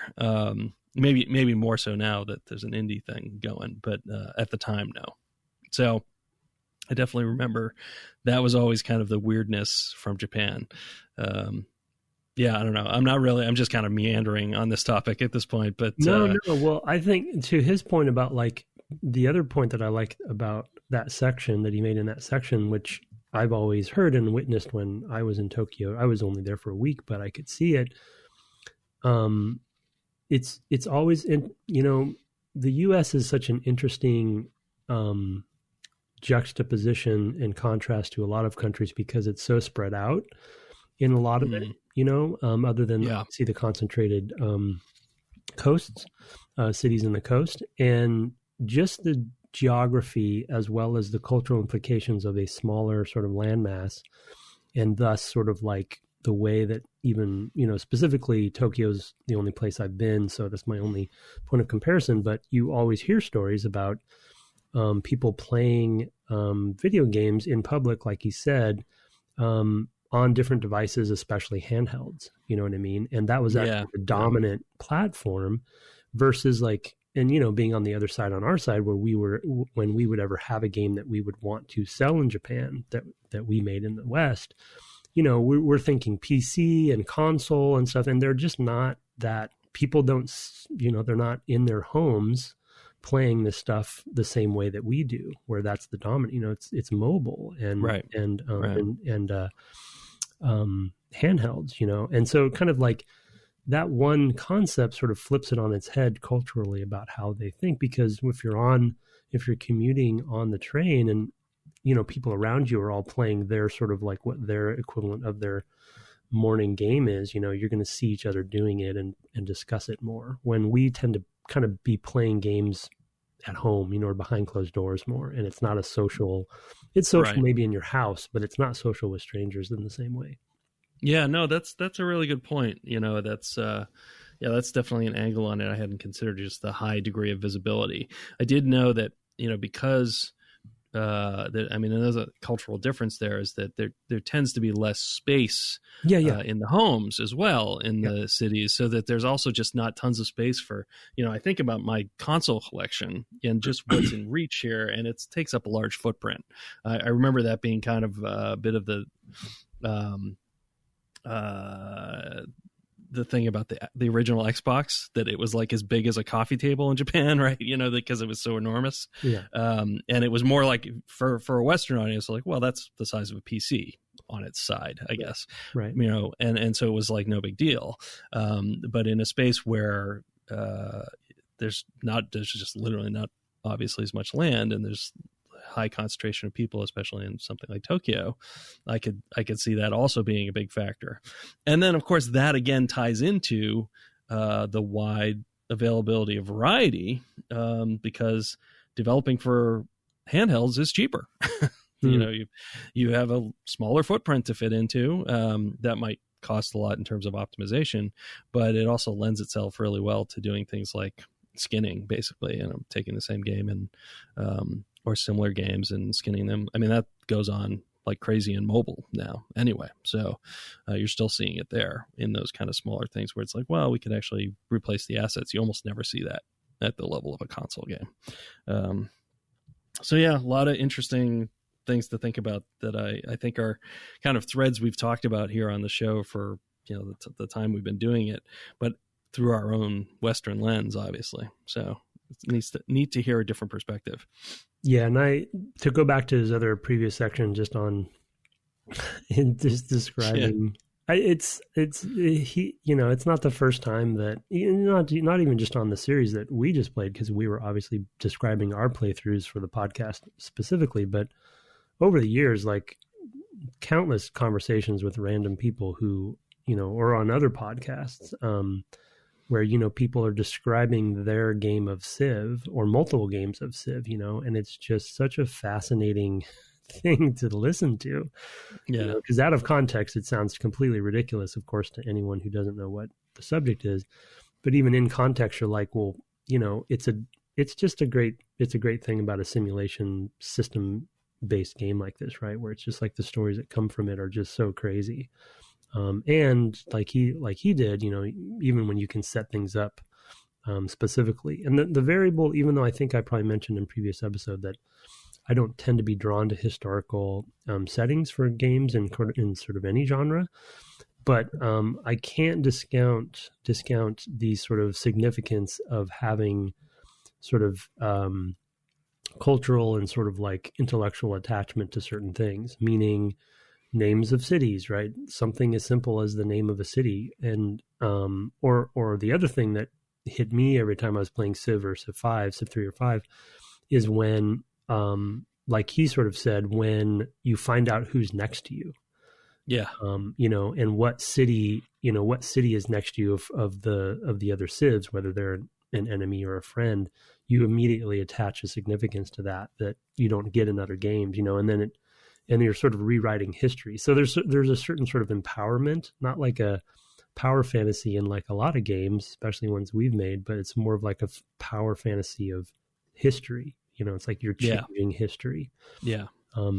Bending it to your will based on how you do and what your choices you're making. And that is pretty cool.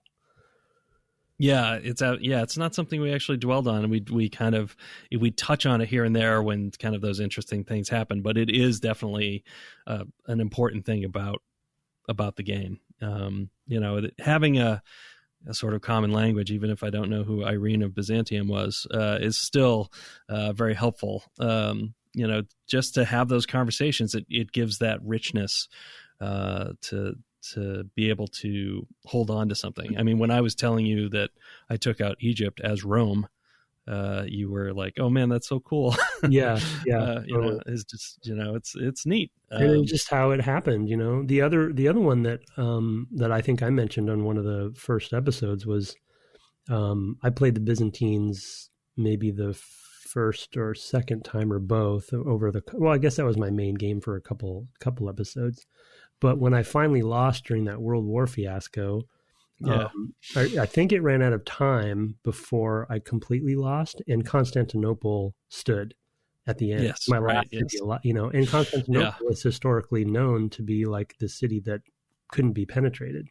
Right. For I don't know how many hundreds of years, but it was like legendarily so. And so for me, I was like, at least I didn't lose Constantinople. Yeah, right. You didn't want to be the ruler who lost Constantinople. Yeah.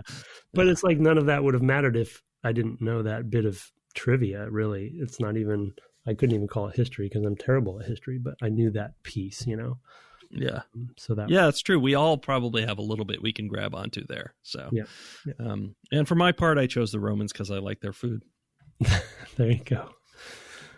No, it was random for me, but I was not unhappy. Anyway, food. You're like, well, I do. I'll take it. Yeah, maybe I'll have some pasta tonight.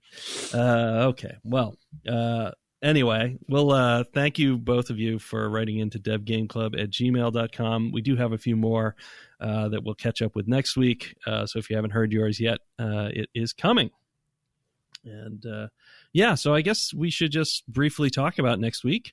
We're not quite ready to start another game. We're going to roll on to another interview, assuming everything goes fine with that, which I expect it will. So look forward to that from us next week.